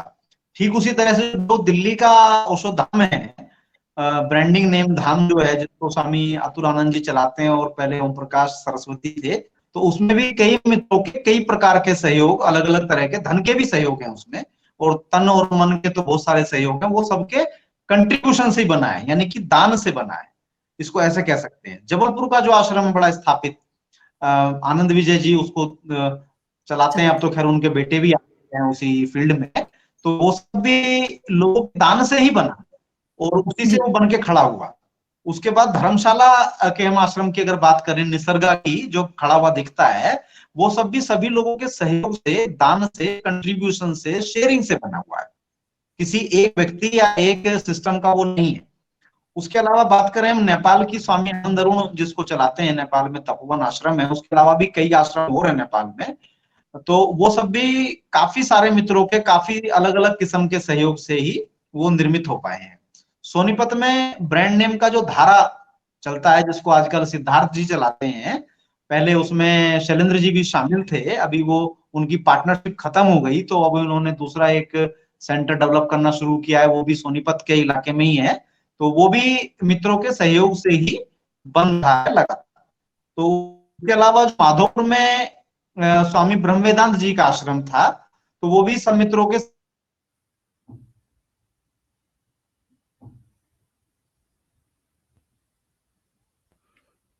जी, लगता है स्वामी जी की आवाज़ यहाँ पे फिर से डिस्कनेक्ट हो गई है। ब्रह्म वेदांत स्वामी जी के आश्रम के बारे में मैं खुद वहाँ पे रह चुकी हूँ, तो मुझे पता है। स्वामी ब्रह्म वेदांत जी नगर सेठ थे। उनके उस गाँव के माधोपुर गाँव के ढेड़ माधोपुर जिसको बोलते हैं। और पूरे समुंदर किनारे पे पूरा गाँव जो है वहाँ पे वो उनकी जगह उनके पास असीमित जगह है। जी एक तरीके से अगर ब्रह्म वेदांत स्वामी जी की बात मैं यहाँ पे बता रही थी कि ब्रह्म वेदांत स्वामी जी की जगह तो असीमित थी। और उन्होंने बोला कि जी जो भी सन्यासी यहाँ आके रहना चाहते हैं, वो आए अपना घर। तो उन्होंने वहाँ का जो कम्युनिटी डेवलप ऐसे हुआ है कि स्वामी जी ने उनकी जगह दान दे दी सन्यासियों को, और सन्यासियों ने आके अपने-अपने वहाँ पे घर बनाए और वहाँ आए और रहे। और अभी भी वो चल रहा है जिस तरीके से चल रहा है। तो उन्होंने कम्यून बनाने में उनका दान का अलग एक ये था। ब्रह्म वेदांत स्वामी जी ने खुद दिया था। जी स्वामी जी, आपके यहाँ पे थोड़ा इंटरनेट तो कनेक्टिविटी का इश्यू है आज, आपका वीडियो थोड़ा क्लियर नहीं माधोपुर है। में माधोपुर में जो जमीन थी वो उनकी पैतृक जमीन थी और उन्होंने उसी पे बैठ के भगवान का काम करना शुरू किया। और जी, उसमें सारे भारत से या विदेश से भी लोग उसमें आके रहे और सभी ने अपना अपना कंट्रीब्यूशन किया। लेकिन जी, उनके शरीर के पूरे होने से पहले पहले उनके बच्चों ने उस जमीन को सन्यासियों से खाली कराया। और जो वहां एक आश्रम फिर डेवलप किया, वहां सभी मित्रों के सहयोग से एक डेवलप हुआ, वो सरकारी जमीन पे पूरे कंट्रीब्यूशन से एक बड़ी बिल्डिंग बना के उसको तैयार किया गया। कहने का मतलब ये है कि जो चीजें कंट्रीब्यूशन से बनी हैं वो चीजें खड़ी हुई हैं। बाकी भगवान श्री रजनीश की दुनिया में 90 के बाद एक ऐसा ट्रेंड आया कि लोगों ने अपने फार्म को या अपनी किसी निजी संपत्ति को, किसी प्रकार की संपत्ति को भगवान के काम में दिया। लेकिन उसकी जो एज है, उसकी एज काफी कम रही हर चीज की। मतलब देखा गया कि कोई 2 साल, कोई 3 साल, कोई 5 साल, कोई 10 साल। तो एवरेज हम कहते हैं कि भाई 10 साल तो उसका टाइम है कि 10 साल के बाद तो वहां चेंज हो जाएगा कि बच्चे आगे कुछ कहने लगेंगे या मन बदल जाएगा या फिर लोग कुछ बात करने लगेंगे, वो खत्म होगी। तो जो कंट्रीब्यूशन से चीजें बनी और वही चीजें चली और वही टिकी हुई हैं और वही शायद लंबे समय टिकेंगी।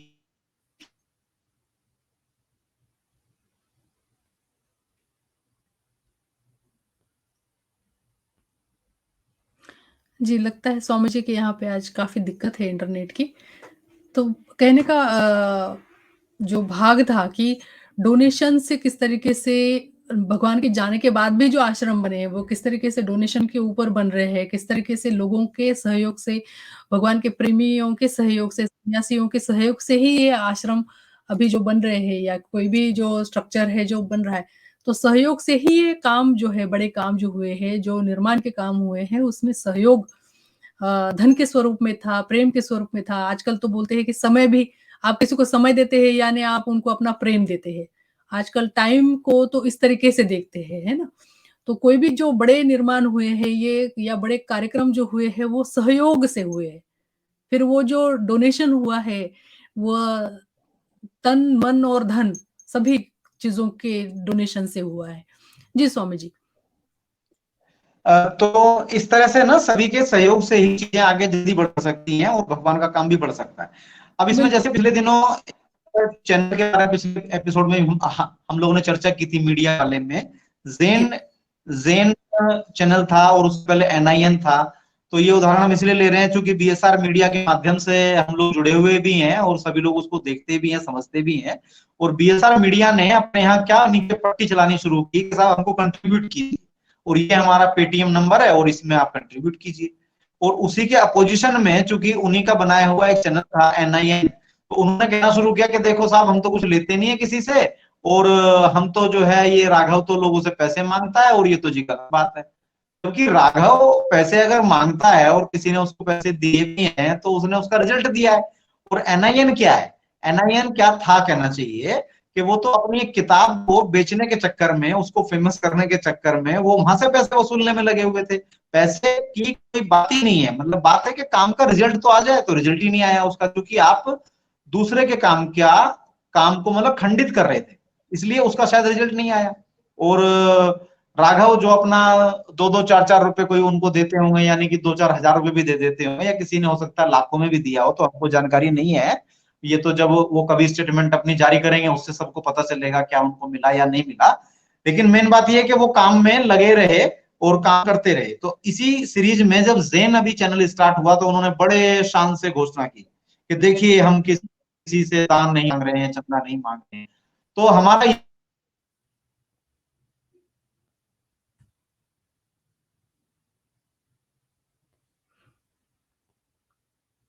जी, लगता है स्वामी जी थोड़ा-सा फ्रीज़ हो गए हैं यहाँ पे। तो बात यही है कि मतलब जो अभी के उदाहरण हैं, पूना 1, पूना 2, पूना 3 और पूना 4 जो अभी चल रहा है, अभी भी जो पूना 4 की जो बात चल रही है, यहाँ पे अभी जो राघव जी के मीडिया पे उन्होंने जो डोनेशन की माँग की है और मेरे क्योंकि मैं राघव के चैनल पे भी मैं बहुत बार आ चुकी हूँ, राघव जी से मैंने ऑफ़लाइन भी बहुत बार बात की है। तो उन्होंने ये बताया है कि किस तरीके से लगता है सारा मीडिया खड़ा करने के लिए भी पैसे लगते हैं।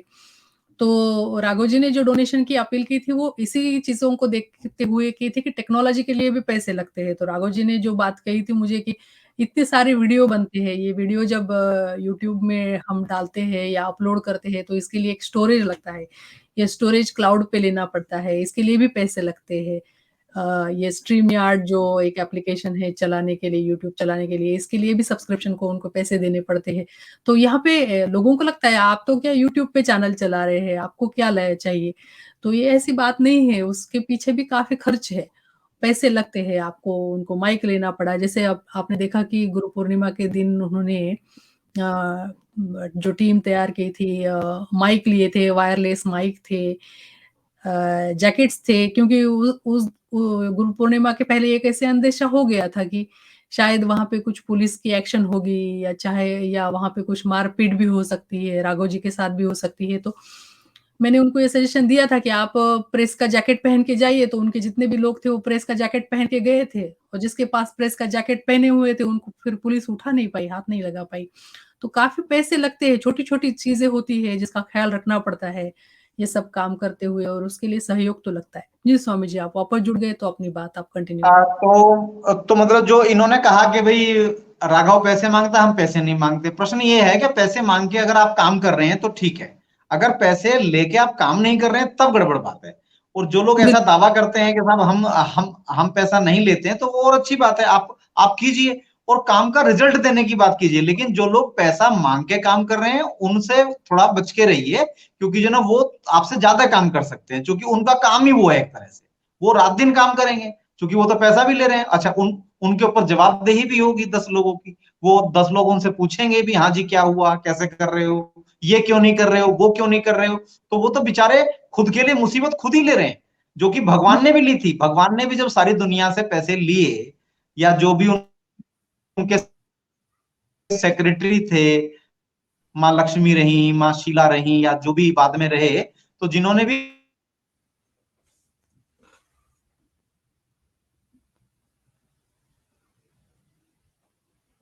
जी। बात मतलब वित्तचर स्वामी जी जो बात कह रहे हैं कि अगर आप डोनेशन लेते हैं तो आप ज़िम्मेदार भी हो जाते हैं। जैसे ही डोनेशन लिया और डोनेशन लेते ही ज़िम्मेदारी ये हो जाती है कि जिन लोगों ने डोनेशन दिया वो आपकी एक मोरल रिस्पॉन्सिबिलिटी बन जाती है कि आप लोग उन लोगों को बताएँ कि आपने जो पैसे लिए वो आपने उसी काम के लिए यूज़ किए जिस काम के लिए आपने डोनेशन लिया था। ना कि आपने पर्सनल खर्चे के लिए। तो डोनेशन लेना मतलब कोई अपील करे कि मुझे डोनेशन दो, यह बात यहाँ तक तो ठीक है, लेकिन अगर कोई डोनेशन देता है तो उसके बाद उसकी ज़िम्मेदारी और बढ़ जाती है क्योंकि उसको रिज़ल्ट देना है जिस काम के लिए उन्होंने वो पैसे लिए हैं। तो डोनेशन के साथ एक जवाबदारी, एक ज़िम्मेदारी यहाँ पे बढ़ जाती है। जी, स्वामी जी। सही और बात कही आप।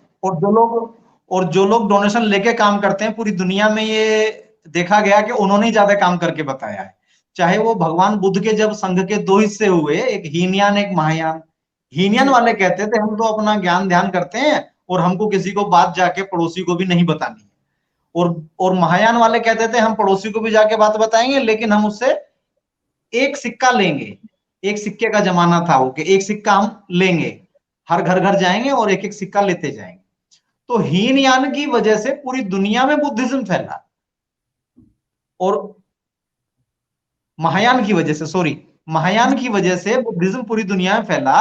और जो हीनयान वाले थे वो अपने घर बैठे रहे, और वो बुद्धिज्म को खत्म करने में आज भी लगे हुए हैं।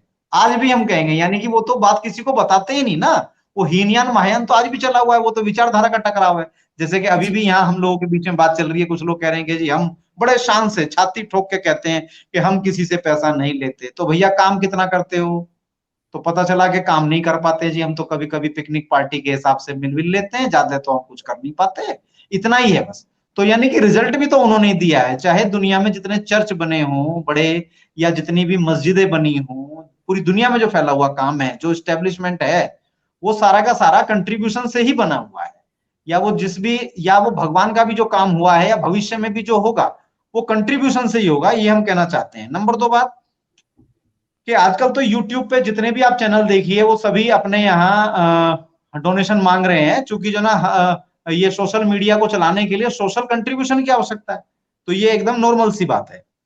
अब हमने देखा कि एक स्वामी अमन विस्मय है पूना में, सभी लोग उनको जानते होंगे, और जो नहीं जानते हैं वो भी जान जाएंगे। अमन विस्मय स्वामी जी ने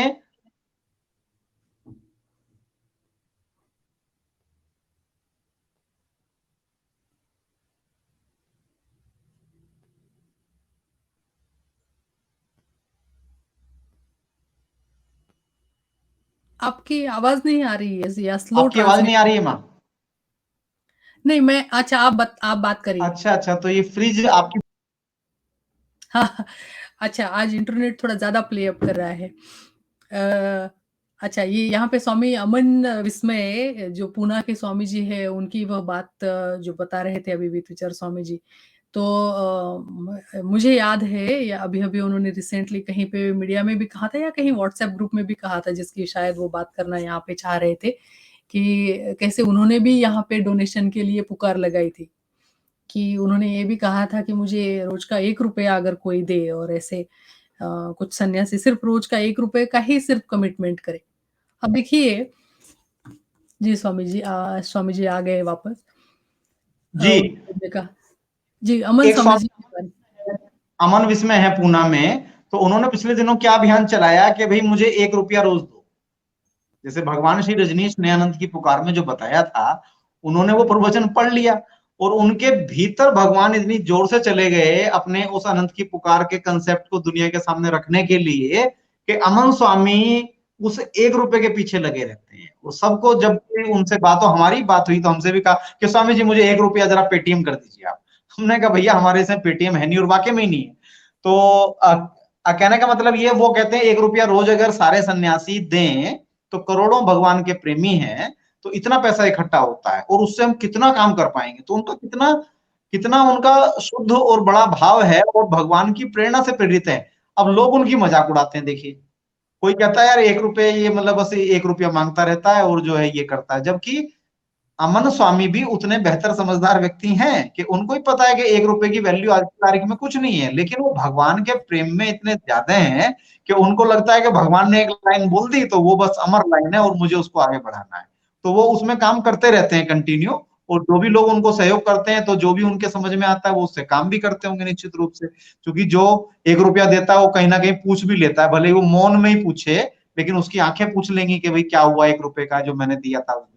तो वो अपना काम करेंगे। तो फिर जिनको बिल्कुल। अच्छा लगता है वो उनको देते भी हैं, और वो उससे कुछ ना कुछ काम करने में लगे भी रहते हैं, भगवान का जो भी कुछ करते हैं। खैर, एक स्वामी दिल्ली में है अतुल आनंद जी, तो उन्होंने बड़ा काम किया है दिल्ली में। तो काफी उन्होंने कंट्रीब्यूशन लिया है, वहां पे मैगजीन वो चलाते हैं, एक ध्यान का सेंटर चलाते हैं दिल्ली के बीचों बीच, फिर एक आश्रम भी चलाते हैं। और ये जो बड़े बड़े नामचीन टाइप के लोग थे, जब ये पूना से विस्थापित हो गए थे, तो इन सबको उन्होंने शेल्टर देने का भी काम किया। तो वो भी, जब दुनिया से पैसा लेते हैं और सहयोग लेते हैं तो तभी तो होता है, तो लोग उनको सहयोग करते हैं तभी तो वो कर पाते हैं। अगर वो सहयोग नहीं उनको देंगे लोग, और ना वो लेंगे, तो वो कैसे काम हो पाएगा? फिर तो वो अपने घर अकेले बैठे रहेंगे। तो सहयोग लेने और देने से ही काम आगे बढ़ता है। एक और उदाहरण हम इसमें देते हैं, माँ धर्म ज्योति हैं। अब जैसे माँ धर्म ज्योति अगर यात्राएं ना करें, और वो लोगों से रेल की टिकट या हवाई जहाज की टिकट या टैक्सी ना लें, वो भी तो दान ही है ना एक तरह से, वो भी कंट्रीब्यूशन है। बिल्कुल। यानी कोई ना कोई तो उसका पे करता ही है कहीं ना कहीं से। तो वो सारा का सारा मिलके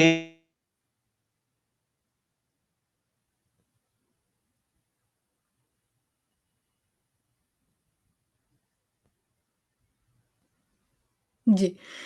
स्वामी जी जो अभी मुद्दे पे बात कर रहे थे कि अभी जो पुणे से ओआईएफ ने जब लोगों को निकाला तो उसके बाद जब सारे दिल्ली के ओशोधाम आश्रम में जो गए अतुल स्वामी जी ने जो वहाँ शेल्टर उनको दिया, वह भी ओ जब उन्होंने शेल्टर शब्द यूज़ किया तो उनके मन में शेल्टर नहीं रहा होगा। अतुल जी ने तो उनका प्रेमपूर्ण स्वागत ही किया होगा, लेकिन वो वहाँ पे उनका स्वागत करने के योग्य बने थे, क्योंकि उन्होंने वो योगदान से आई हुई राशि से एक व्यवस्था ऐसी बना के रखी थी कि जब कोई लोग आए तो वो उनकी व्यवस्था कर सकें। और जी। ज्योतिर्मार्ग की यात्रा की बात आप कर रहे थे स्वामी जी। जी, जी। तो वो मतलब जितना काम कर पाती हैं और जो वो कर पाई हैं, वो सब कंट्रीब्यूशन से कर पाई हैं, यानी कि सहयोग से। अगर उनको कोई सहयोग ना करे, उनको कोई रेल का टिकट ना दे और तमाम व्यवस्थाएँ ना दे, तो कैसे कर पाएँगे इतना? इतने शिविर इतने उन्होंने किए हैं, इतने उनके नाम में चढ़े हुए हैं। अब हम आ जाते हैं ओआईएफ एजेंट स्वामी चैतन्य कीर्ति जी की बात। श्री श्री 1008 की जगह 8001। 8001 कीर्ति जी जो वो काम करते जी, स्वामी जी टूट गया तो था संपर्क वापस जुड़ रहे हैं। हाँ। वो जो कीर्ति स्वामी जो भी काम करते हैं वो कंट्रीब्यूशन से करते हैं। भाई वो कोई नौकरी तो करते नहीं है, ना ही उनके दादा बाबा की संपत्ति खर्च करते हैं। तो वो कहां से करते हैं? वो कंट्रीब्यूशन से करते हैं, चंदे से करते हैं। तो ऐसे में यानी कि हमने उदाहरण लिए कुछ कुछ आश्रमों के और कुछ व्यक्तियों के, कि जो वो काम करते हुए दिखते हैं, तो वो कैसे काम होता है? वो कंट्रीब्यूशन से काम होता है, यानी कि दान से, शेयरिंग से। जो भगवान श्री रजनीश ने हम सबको सिखाया कि शेयर कीजिए, अपनी बात को शेयर कीजिए, अपनी भावना को शेयर कीजिए, अपने पैसे को शेयर कीजिए, अपने गीत को शेयर कीजिए, अपनी चित्रकारिता को शेयर कीजिए, यानी कि जो भी है इस दुनिया को सुंदर बनाने के लिए अपना शेयरिंग कीजिए। ये भगवान श्री रजनीश ने अपने पूरे जीवन से हम सबको करके भी बताया। जब उनके भाई बहन बड़े हो गए तो उसके बाद जैसे कोई उनके भाई बहन उनसे मिलने आ जाते थे, तो वो उनको उठा के कोई हीरा दे दिया, किसी को उठा के कोई घड़ी दे दी, तो वो ऐसे फिर भी देते रहते थे। वो तो उनकी आदत थी, सन्यासियों को भी बांटते रहते थे। चूंकि चूंकि चीजें ही इतने अतिरेक में उनके पास इकट्ठा हो जाती थी, तो फिर जो भी आएगा मिलने तो वो उसको देंगे ही देंगे। लेकिन उसके बाद उन्होंने उनके खाने पीने का, रहने का, इंतजाम का ज्यादा बच्चों का कोई ध्यान नहीं रखा। बाकी सारे के सारे बड़े हो गए। अब जैसे शैलेंद्र जी हैं, शैलेंद्र जी ने बड़े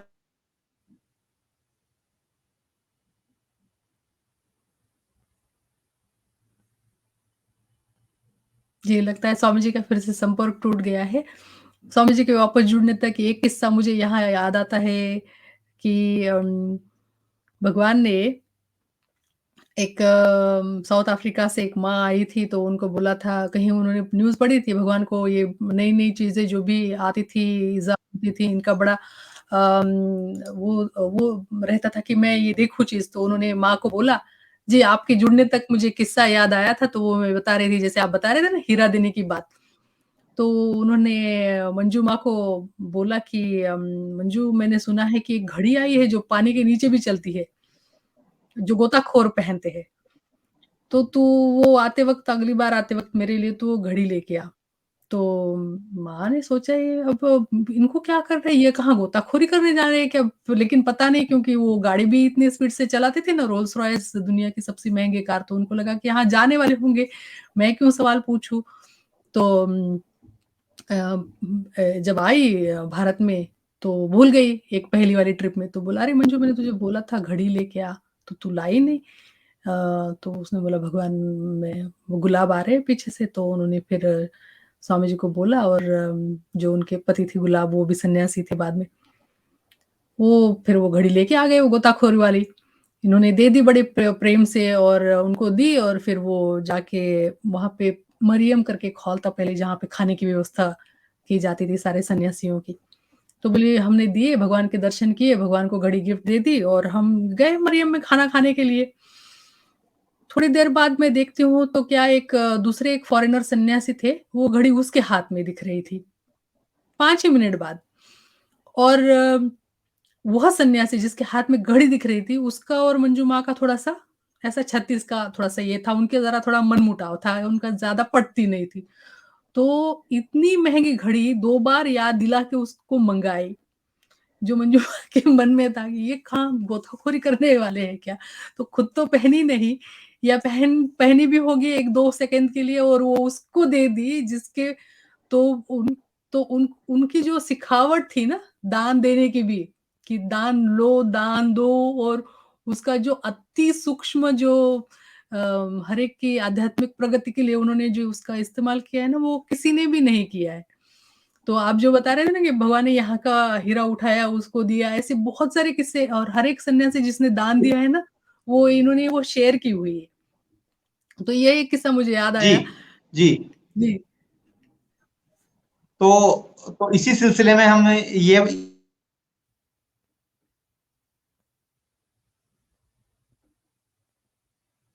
जी, शायद इनका आज कनेक्शन काफ़ी खराब है। बात यही थी कि अ, स मतलब जो भी है यात्राएँ हैं या आज का जो आजकल का जो शिविर संचालन चल रहा है या फिर आजकल का जो जिस तरीके से शिविरों का आयोजन होता है जिसमें हम बोलते हैं कि अच्छा आप आइए डॉर्मेट्री में रहिए या एसी रूम में रहिए, तो ये भी एक तरीके का दान ही है। जी, स्वामी जी, आपका आज काफ़ी इंटरनेट कनेक्शन थोड़ा है आज। जी, लेकिन आप इसमें अच्छी वो कैसे बोलते हैं वो मतलब जब एक क्रीज पे 2 बैट्समैन खेलते हैं ना कि भई अगर हम रन लेने उधर चले गए तो आप इधर से अच्छी तब तक अच्छी बैटिंग कर देती हैं, तो अच्छा आप कर रही हैं बढ़िया। नहीं तो हम तो आपने खैर मुझे बाद में मौका सुन दिया बहुत पाएँगे। सारी चीज़ें याद करने का आज आपने मुझे नहीं, मौका बहुत अच्छा दिया। है। धन्यवाद, ये तो धन्यवाद। ये तो भगवान की लीला है ना कि वो कैसे हाँ। चीज़ों को मतलब आगे मतलब बढ़ाते जा रहे हैं। बहुत अच्छे आपने किस्से सब बताए हैं, चूँकि आपके सब सामने हैं और आपने सब इसको देखा है सबको, तो ऐसा है। तो हम ये बताना चाह रहे थे कि इसमें दान केवल वो पैसे का दान नहीं होता जो आप किसी के पेटीएम में कर देते हैं और जो लोग उससे ऐतराज़ मानते हैं कि साहब उसके पेटीएम में इतने पैसे चले गए, हमारे पेटीएम में तो आए नहीं, हमने तो माँगे नहीं। लेकिन हो सकता है कि वो लोग किसी से लैपटॉप दान में ले लेते हों या गिफ्ट भी दान ही होता है। जो गिफ्ट बिल्कुल, है, वो भी दान है और जो आप किसी से फ़ोन ले लेते हैं, कोई आपको या फ़ोन दान कर देता है, गिफ्ट कर देता है मतलब वो उसको दान मत कहिए, उसको गिफ्ट कहते हैं। यानी कि शेयरिंग के बहुत सारे शब्द हैं, गिफ्ट है, बिल्कुल। दान है, धर्मादा है शेयरिंग है, कंट्रीब्यूशन है ग्रांट है एक शब्द उसमें। तो इस तरह के ये सब सब जो शब्द हैं, मेनली तो है कि हम अपनी एनर्जी किसी काम में सहयोग करने के लिए उसको दे रहे हैं उस चीज का वो सहयोग। तो जो ट्रैवलिंग कोई आपकी करा रहा है कहीं से कहीं तक या कोई कभी-कभी तो किसी को बिठा के जो होटल में खाना खिला रहा है वो भी तो एक तरह से दान ही है ना एक टाइम का। भले ही आप उसको फिर अगले दिन खिलाएं तो फिर वो आपका दान हुआ लेकिन एज इट इज टाइम जो मतलब वो उस समय एट द स्पॉट जो वो घटना घट रही है तो वो उस व्यक्ति का दान है जो आपका बिल मतलब वो बिल पे कर रहा है। हालांकि ये मतलब भारत में ही कल्चर है अपने अपने जो है बुलाए हुए मेहमान का बिल पे करना। विदेशों में तो शायद ऐसा नहीं है लेकिन फिर भी लेकिन दान तो मतलब होगा ही होगा। बिना दान के काम नहीं चलेगा और शेयरिंग के बिना काम कोई होने वाला नहीं है।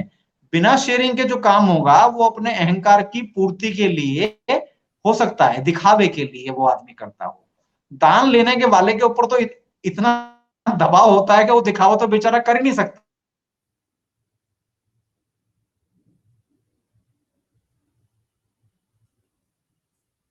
बिल्कुल सही बात कही यहाँ पे स्वामी जी ने। अगर आप किसी चीज़ के लिए दान के लिए माँग करते हो और अगर आप वो दान ले लेते हो तो आप एक दबाव के नीचे झुक जाते हो। भगवान ने ये बात कही है कि देने वाले का हाथ हमेशा ऊपर रहता है और लेने वाले का हाथ हमेशा नीचे रहता है। जो दोनों एक जगह पे हो नहीं सकते, दोनों एक लेवल पे नहीं हो सकते। देने वाला हमेशा ऊपर रहेगा और लेने वाला हमेशा नीचे रहेगा। तो दान के साथ दबाव, ये बात आपने जो बताई वो बहुत सूक्ष्म बात है कि दान है तो उसके साथ दबाव तो आएगा। तो जो भी जी। कोई दान के लिए अगर अगर कोई कंट्रीब्यूशन के लिए अगर वो अपील कर रहा है तो उसका मतलब ये हो जाता है फिर कि उसने मान लिया कि मैं छोटा हूँ, आप बड़े हो देने वाले, है ना? और उसके साथ उन्होंने जी। फिर वो दबाव में जीने का वो भी संकल्प भी किया है कि हाँ, मैं ये दान के दबाव के नीचे मुझे अब जीना पड़ेगा। बिल्कुल, बहुत सूक्ष्म पर बात है ये। इसमें माँ जो जो मतलब भगवान ने बताई है जब आप उनका पढ़ेंगी दान के ऊपर वर्जन जाके तो उसमें वो कहते हैं कि दान लेने वाला बड़ा है कि भाई आप कुछ देना चाहते थे और उसने ले लिया तो धन्यवाद उसको देना है जिसने दिया। अगर वो ना लेता, वो इनकार कर देता, तो आप जो है कैसे दे पाते उसको? यानी कि जो वो आपके हिस्से का वो काम करेगा उस कंट्रीब्यूशन से, मान लीजिए किसी को आपने जमीन दे दी या किसी को आपने कोई टेप रिकॉर्डर दे दिया, तो जो वो उससे काम करेगा तो वो तो आपके हिस्से का ही काम करेगा ना। यानी कि आप किसी ऐसे काम में व्यस्त हैं कि आप वो काम नहीं कर पा रहे हैं, इसलिए आप उस काम को करने के लिए उसमें अपनी हिस्सेदारी, अपनी शेयरिंग करते हैं, अपनी ये तो एनर्जी का उसमें शेयर करते हैं आप। तो ये तो ऐसे मुझे करके लगता है भगवान ये इसको भगवान बताते की हैं। करुणा है। ये भगवान की जी करुणा है कि ये आध्यात्मिक प्रगति में अगर कोई आपने दान लिया तो इसका जो दबाव बन जाता है, जी तो इससे मुक्तता दिलाने के लिए भगवान ने ये बात कही है कि अगर आध्यात्मिक जगत में इसकी 2 बातें व्यावहारिक और एक आध्यात्मिक है। व्यावहारिक में देने वाला बड़ा बन जाता है, आध्यात्मिक आध्यात्मिक में लेने वाला बड़ा बन जाता है। क्योंकि आप तो देने के लिए राज़ी थे, लेकिन क्या लेने वाला कोई पात्र भी था वहाँ पे? जी। तो उस दबाव से भगवान ने इतनी इसमें सुंदरता से मुक्त कर इसमें दिया है जैसे। इसमें जो आपने बात कही अभी, एक और नई बात आ गई पात्रता वाली, तो भगवान उसके बारे में बोलते हैं जी, कि पात्रता तो हम अपनी सोच के अनुसार तय कर लेते हैं। वो पात्र है कि नहीं है, ये जो आप कह रहे हैं, ये भी अपनी सोच के अनुसार कह रहे हैं। भाई उसकी पात्रता तो होगी तभी तो वो काम करने निकला, लेकिन आपको वो पात्र नहीं दिखाई देता है, तो ये आपकी धारणा के अनुसार पात्र नहीं दिख रहा है। जबकि वो तो पात्र था ही, तभी तो वो पात्र लेके सड़क पे घूमता है। अगर भगवान बुद्ध अपना पात्र लेके भिक्षामदेही करते हुए वो घूमते हैं, तो वो तो पात्र हैं भिक्षा लेने के, इसलिए वो भिक्षा पात्र लेके घूमते हैं। लेकिन किसी को बुद्ध हो सकता है कि बुद्धू लगे और वो उनको पात्र ना दिखाई दें भिक्षा देने के, तो वो गृहस्थ उन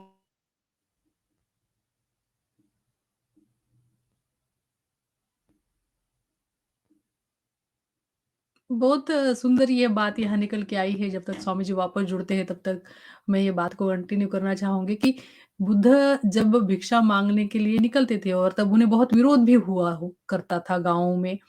तो बहुत सारे घर ऐसे भी होते थे कि जो उनको अन्नदान नहीं करना चाहते थे, तो वो उनको बोलते थे कि तुम तो हमारा धर्म भ्रष्ट कर रहे हो। तो हालाँकि भगवान धर्म पात्र थे, लेकिन बहुत सारे घरों से उनको भिक्षा भी नहीं मिलती थी उस जी। ज़माने में। जी, तो जो जो व्यक्ति वैदिक परंपरा को मानेगा वो बुद्ध को भिक्षा नहीं देगा। तो बिल्कुल। वैदिक परंपरा को मानने वाले के अनुसार बुद्ध पात्र नहीं है। और जो जो जो मतलब बौद्ध परंपरा को मानेगा, जो मतलब बुद्ध का प्रिय होगा, बुद्ध का शिष्य होगा, वो कहेगा अरे बुद्ध से बड़ा कौन पात्र होगा। वो बुद्ध के लिए सोने सोने को जमीन पर बिछाकर जमीन खरीद देगा वो। और ऐसा हुआ है। तो पात्रता और अपात्रता तो जो है, जो व्यक्ति मांगने के लिए पात्र लेके घूमने लगा वो तो पात्र है ही।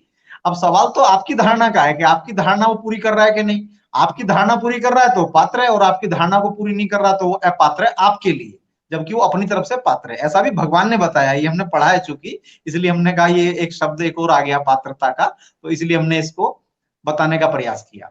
खैर, बहुत सुंदर इसके बात। आगे हम ये कहना चाहते हैं, पिछले दिनों एक प्रोग्राम हुआ था बीएसआर मीडिया पर। जी, उसमें एक स्वामी जी आए थे, बंबई के हैं, आचार्य विट्ठल जैन जी।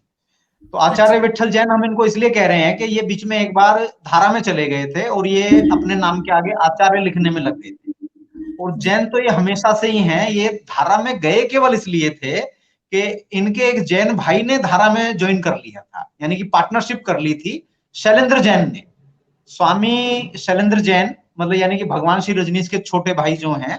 और ये मतलब जैनियों का आपस में इतना प्यार मोहब्बत है कि उस जमाने में जो जबलपुर वाले जैन साहब हैं, यानी कि आनंद विजय जैन जो हैं, उन्होंने भी धारा ज्वाइन कर लिया था। अच्छा, तो इन्होंने ऐसा अच्छा मतलब इनका प्यार मोहब्बत बना रहे, इनका धर्म की जो यारी है, दोस्ती है, जाति पाति जो आपस में निभाते हैं, भाईचारा बोलते हैं इसको, जाति बंधुत्व या धर्म बंधुत्व, जो भगवान ने हमको कहा कि रजनीशी बंधुत्व निभाना है। अब हम और आप क्या निभा रहे हैं? हम लोग रजनीशी बंधुत्व निभा रहे हैं, जो बात कर रहे हैं युक्रांत की, राइट। बिल्कुल। तो ऐसे ही ये मतलब जैन साहब जो है, मतलब विट्ठल जैन जी की फिलहाल हम बात कर रहे हैं।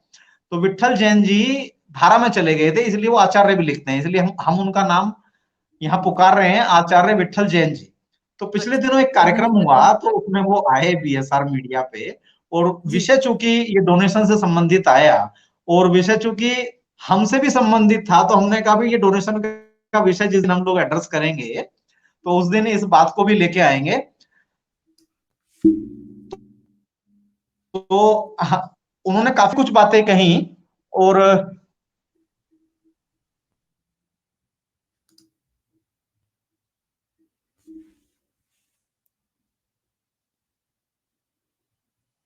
जी, लगता है वितुचार स्वामी जी का यह पॉइंट आने के पहले थोड़ा फ्रीज़ हो गया, तो शायद ये मेरे लिए नजिंग है कि मैं यहाँ पे कुछ एक बात बताऊँ। जी, बीच में यह जब डोनेशन को लेके बात चल रही थी या वितविचार जी को लेके थोड़ी-सी बीच में बात हुई थी, क्योंकि वितविचार स्वामी जी का स्वभाव ऐसे है कि जो वो बड़ी स्पष्ट वक्ता होने की वजह से कभी-कभी वो बड़े कठोर शब्दों में परिस्थितियों का वर्णन कर देते हैं वितविचार स्वामी जी। तो कठोर शब्दों में जब वो परिस्थितियों का वर्णन करना शुरू कर देते हैं, तो मुझे कुछ लोगों के फ़ोन आए थे कि स्वामी जी ने भी कुछ डोनेशन लिया था और उसका उन्होंने क्या किया है। तो थोड़ा आज आपको मौका मिला है, तो आप ज़रा थोड़ा उसके ऊपर भी बात कर दीजिए स्वामी जी। जी, तो जो आचार्य विट्ठल जी हैं, तो वो एक कार्यक्रम में आए। अब उनके आने के पीछे कारण था, वो पहले हम बता दें कि वो हमने जी। कुछ-कुछ बातें बोली थी ओआईएफ एजेंट 8001 स्वामी कीर्ति के बारे में। तो फिर उसी के हमने आमंत्रित तो किया था कीर्ति को कि आओ शास्त्रार्थ करते हैं, लेकिन वो तो नहीं आ पाए। तो उन्होंने अपने चेले को यानी कि शिष्य को या जो भी शागिर्द कहिए, विट्ठल भी उसी मतलब जो इलीट वर्ग है रजनीश के अंदर एक, उस इलीट वर्ग के हिस्से हैं। तो वो आए और उन्होंने कुछ-कुछ बातें कहना शुरू की। तो आज हम उनको फिर से निमंत्रित करते हैं बीएसआर मीडिया के मंच पे, चूंकि वो बड़ा मंच है और वहीं पे वो बात कह के गए थे। तो उसमें हम उनसे बात करना चाहेंगे और हम उनको बता दें कि जो उन्होंने थोड़ी-सी बातें कही, वो केवल हस्तिनापुर के उस प्रोजेक्ट के बारे में कही थी, जो हमने सन 9 या 10 में उसके बारे में एक अखबार जब हम निकालते थे अनंत की पुकार, उसमें कुछ हम छापते थे। तो उसको आधार बना के उन्होंने कुछ बातें कही। तो हम उनको याद दिला दें और उनकी जानकारी बढ़ा देते हैं कि जब ऋषिकेश का आश्रम चला, तब भी हमने वहां मेंबरशिप के बारे में अनाउंस किया था। और अभी फिर उसके बाद हमने गौपालन की बात की थी। तो गौपालन की भी हमने मेंबरशिप का पूरा एक स्ट्रक्चर बना के वो सबके सामने है। वो टोटल सोशल मीडिया पे है, सभी लोग उसको जानते हैं। तो इसलिए उसकी व्याख्या में हम नहीं जाते। तो अभी फिर लेटेस्ट हमने भगवान श्री रजनीश मंदिर के नाम से पूरी मेंबरशिप का एक स्ट्रक्चर सब लोगों के सामने रखा है।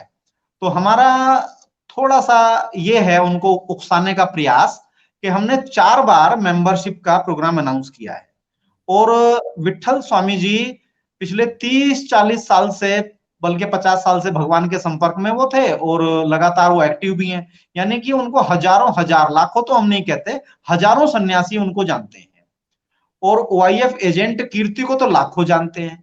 तो उन लाखों लोगों में से वो मात्र पांच लोगों को लेके सामने आए कि भाई हमने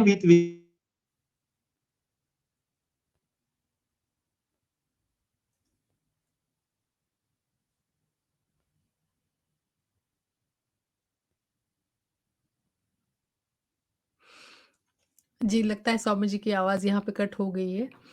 मैं जब स्वामी जी जब वापस जुड़ेंगे, तब मैं उनसे यह अनुरोध करूँगी कि उन्होंने जो गोग्राम वाला मेंबरशिप और श्री रजनीश मंदिर हस्तिनापुर का जो रिसेंटली उन्होंने जो रिसेंटली नहीं, मुझे लगता है 1 साल पहले मैंने आपका ये लीफलेट सोशल मीडिया में देखा था स्वामी जी।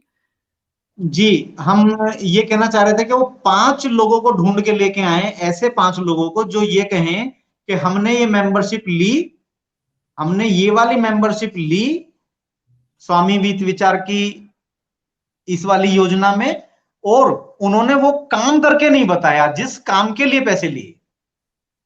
ये है बात कि भाई जिस चीज में वो आया हो व्यक्ति, मान लो किसी ने हमको गाय दान में दी हो और हमने अगर गाय ना पाली हो, जब की बात करेगा ना आदमी। तो मतलब जितनी बिल्कुल। भी हमारी योजना थी वो उनको ठीक से स्टडी कर लें, और अगर कोई मटेरियल उन्हें उपलब्ध ना हो तो वो राघव जी के माध्यम से हमसे मांग लें, हम दे देंगे उन्हें अपने सूत्र सारे के सारे। और हुँ। उसके बाद अगर साहस हो, अगर सत्य हो भीतर, तो वो आमंत्रित हैं पूरे खुले मंच पे लाइव प्रोग्राम में। ये प्रोग्राम तो फिर भी महानंदी रिकॉर्ड करके डालती हैं, तो एडिटिंग वगैरह भी कर सकती हैं इसमें ये। तो राघव तो बहुत ही फास्ट आदमी है, वो तो एकदम सीधा लाइव कर देते हैं बढ़िया वाला। और हम उस दिन किसी दिन, जिस दिन बादल नहीं होगा उस दिन प्रोग्राम को करेंगे जिससे नेटवर्क हमारा ब्रेक ना हो। तो उन शास्त्रार्थ करना चाहेंगे, क्योंकि उनके गुरुजी यानी कि चैतन्य कीर्ति तो बेचारे साहस नहीं कर पाए हमारे बारे में कुछ सार्वजनिक रूप से कहने का, वो तो केवल पीछे से ही बातें करते हैं। तो टाइम आएगा कभी कि वो भी आमना सामना करेंगे। लेकिन विट्ठल जी, हम आपको बहुत प्रेम से आमंत्रित करते हैं और बहुत हम प्यार से बात करेंगे, नियम वगैरह तय कर लेंगे बातचीत के, राघव जी से बात करके, और बाकायदा कायदे से बातचीत करेंगे। और हम चाहते हैं कि डोनेशन पर खुलकर बातचीत हो और इसका चलन बढ़ना चाहिए। और आप भी जितने कैंप करते हैं उसमें जो जो आपने सुविधाएं प्राप्त की हैं उनकी भी चर्चा होगी, उनकी भी चर्चा होगी कि कितनी बार आपने कौन कौन से रिसोर्ट या होटल को बिना पैसे के लिया है, तो वो भी दान ही है जो आपने प्राप्त किया कहीं से। आने जाने के ट्रैवलिंग वाउचर कहीं से लिए होंगे, टिकट्स लिए होंगे, तो वो भी दान है। तो उसके बारे में भी थोड़ा सोच समझ के आइएगा। या फिर कुछ स्त्रियां भी हो सकता है कि आपने उसमें प्राप्त की हो दान में, हो सकता है, मतलब दान का मतलब प्यार मोहब्बत भी दान ही है वो भी एक तरह से। तो हम उसका मतलब चर्चा उसमें करेंगे, ये तैयारी थोड़ा करके आइएगा आप, इसलिए थोड़ा पक्का मजबूत होकर आएंगे तो हम लोग खुली चर्चा करेंगे डोनेशन के संबंध में, बहुत अच्छा लगेगा, सभी की जानकारियां भी बढ़ेंगी। और ये भगवान श्री रजनीश की दुनिया के बारे में जो अभी माँ ने कहा कि हम कठोर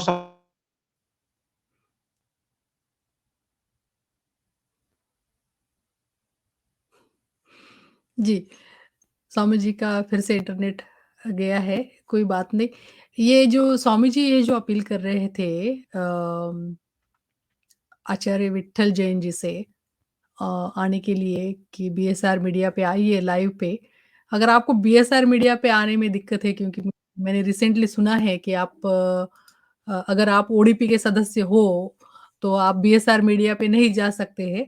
तो अगर आपको बीएसआर मीडिया पे आने की दिक्कत होगी, तो मैं आपको आमंत्रित करती हूँ, आप इस मीडिया पे भी आ सकते हैं। मैं यहाँ से लाइव कर देती हूँ, प्री रिकॉर्डेड वीडियो नहीं करूँगी। ये मैं प्री रिकॉर्डेड तो इसलिए करती हूँ कि कभी अगर इंटरनेट की बहुत ही ज़्यादा दिक्कत हो जाए, तो फिर मैं उसको 2 भागों में रिकॉर्ड कर पाऊँ, इसलिए मैं ये प्री रिकॉर्ड करना ज़्यादा उचित समझती हूँ।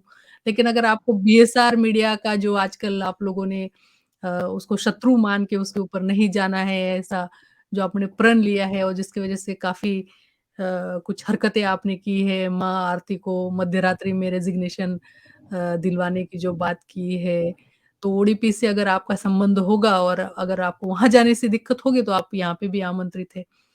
जी, स्वामी जी जी। माँ, जहां तक हमारी सूचना है इस संबंध में कि आचार्य विट्ठल जैन जी जो हैं वो जैन परंपरा के हैं और वो शादवाद को मानते हैं। और वो इसीलिए किसी संगठन में बहुत कस के शामिल नहीं होते हैं। ना वो कभी धारा में शामिल हुए, ना वो कभी रजनीश में शामिल हुए। वो कभी रजनीशी भी नहीं बने अच्छे वाले, ना ही वो ओडीपी के अंदर हैं। तो उनको किसी भी चीज से कोई परहेज नहीं है। वो इसलिए आराम से बीएसआर मीडिया पे आ सकते हैं, और इसीलिए वो आए भी थे। भाई उन बाकी लोगों को तो इजाजत नहीं है, ये तो शादवाद को मानते हैं, तो ये तो आ जाएंगे ना। तो इसलिए आप निश्चिंत रहिए माँ जी कि ये वहां आ जाएंगे, अगर ये आना चाहेंगे, अगर इनके अंदर सत्य होगा। लेकिन जी, तैयारी के साथ आइएगा मुझे विठल जी। एक एक तैयारी किस्सा के मुझे यहाँ आता याद आ रहा है जी स्वामी जी, मैं आपको यहाँ जी पे थोड़ा बताना चाहूँगी कि डोनेशन से याद आया कि हमने प्रेमगीत और अनादि ने जो संस्था शुरू की थी, ओशो फ्रेंड्स फाउंडेशन, और उसमें जो डोनेशन को लेके जो घपले की बात हुई थी, और उसके बाद हमने एक व्हाट्सएप ग्रुप भी बनाया था जिसमें हमने प्रेमगीत को बोला था कि तुम आओ, और सारे अकाउंट्स का जो तुमने अभी अनादि को तुमने अलग क्यों किया? क्योंकि हमने तो दोनों के ऊपर भरोसा करके ये सभी सन्यासियों ने पहले से डोनेशन किया है, और काफ़ी डोनेशन को लेके जब ये किस्सा तो मेरा खुद का ही है कि जो बस की व्यवस्था मैंने की थी पहली बार जाते वक़्त, तो मैंने बहुत बिल्कुल गुपित तरीके से की थी। मैंने राघव जी से बताया था कि किसी को भी बात बताना नहीं चाहिए। पता नहीं होनी चाहिए कि बस की व्यवस्था मैंने की है, लेकिन किसी तरीके से उनको जब मेरा नाम नहीं मिल रहा था, तो उन्होंने चैरिटी कमिश्नर की डेट ही कैंसल कर दी। मतलब इस तरीके के एक घिनौने कार्य भी इन लोगों ने किए हैं, जब इनको डोनेशन के आए हुए चीज़ों के ऊपर जो ट्रांसपेरेंसी नहीं रखनी थी तब। और जब इसके ऊपर मैंने सवाल उठाए थे व्हाट्सएप ग्रुप में, तो मुझे लगता है ये आचार्य विट्ठल जैन जी ही थे जो मुझे यह बात बता रहे थे कि प्रेमगीत की जो वाइफ है, मैं उनको जानती नहीं हूँ कि वो सन्यासी है या नहीं है, कि वो कोई बड़े घर की बेटी है, और वो कोई नौकरानी नहीं है, और वो जिस तरीके की लैंग्वेज यूज़ कर रही थी ग्रुप्स में, जब हमने ये ट्रांसपेरेंसी की बात रखी थी कि आप ट्रांसपेरेंट होइए, अगर आपके ऊपर अगर उँगली उठ रही है तो आप आइए मीडिया में और बात करिए। उसके बाद तो हमने प्रेमगीत को कभी देखा ही नहीं, लेकिन ऑन बिहाफ ऑफ प्रेमगीत जब अ, उसका तो मैं नाम भी भूल गई, प्रेमगीत की वाइफ का, जब वो बात कर रही थी तो वो बहुत डिसरिस्पेक्टफुल थी व्हाट्सएप ग्रुप्स में, और उसकी भाषा में भी बहुत अ, हेमा। हेमा, अच्छा हाँ, हेमा। वो बात को 1 डेढ़ साल हो गया, मैं तो नाम भूल गई उसका। तो ये विट्ठल स्वामी जी ही थे जो बता रहे थे कि वो तो बड़े घर की है, कोई सुप्रीम कोर्ट में लॉयर है और उसने कुछ पैसे दिए हैं, और जहाँ तक मुझे खबर पड़ी थी कि उनको ट्रस्ट में लेने का और फिर उनका सिग्नेचर चेक पे करने का, ये सब चीज़ों को लेके वहाँ पे उन दोनों में मनमुटाव हुआ, और फिर इस कारण से अनादि और प्रेमगीत अलग हुए। तो मतलब आचार्य विट्ठल जैन जी, मुझे पता नहीं आपने आचार्य उनको आपने पदवी लगाई है या उनके नाम में सही में आचार्य है, मुझे पता नहीं है, लेकिन आपने बोला नहीं, वो इसलिए मैं बोल। लिखते थे, वो ऐसा ओपनली पब्लिकली लिखते थे अच्छा, ऐसा। उन्होंने ये अपना उन्होंने नाम रखा हुआ है, तो जी। उनके पूर्ण बकायदा उनके बकायदा रिफ्लेक्ट छपे हुए हैं इस चीज जी, के। जी। और उन्होंने क्योंकि अभी उन्होंने अभी 5 दिन पहले एक अपना वीडियो शेयर किया जिसमें वो ब्रह्म कुमारी वालों के यहाँ गए हुए हैं, तो वहां भी वो अपना नाम लिखवा के आए हैं आचार्य। तो इसलिए वो जो लेडी जब उनका इंटरव्यू लेती है तो वो उनको संबोधित करती है आचार्य जी, आचार्य जी, आचार्य हाँ, जी। क्यों मैं इसलिए पूछ रही हूँ क्योंकि आपने चैतन्य कीर्ति को भी 8001 किया, लेकिन मुझे नहीं लगता चैतन्य कीर्ति ने खुद खुद को ये संबोधन ये 8001 देखिए देखिए, वो आपका दिया हुआ है ना? वो तो हमारा इसलिए मैं और कन्फर्म कर रही थी। वो तो जी, हमारी और उनकी प्यार मोहब्बत है बेसिकली। वो भी लिखे जी। पढ़े से आदमी, हम भी लिखे पढ़े से हैं। वो थोड़ा छिप के खेलते हैं, हम थोड़ा खुल के खेलते हैं, क्योंकि हम थोड़े जवान हैं, हम थोड़े युक्रांदी हैं। वो थोड़े बूढ़े अवस्था में चले गए हैं, तो वो थोड़ा पीछे से ही खेलते हैं। उनके बस का नहीं है सामने आना, क्योंकि झूठ जो है सच के सामने कभी नहीं आता। झूठ सच के सामने कभी नहीं आता। तो ये तो पक्का है कि वो आचार्य स्वयं को कहना कहलवाना हाँ जी। बहुत ही अच्छे से करते हैं।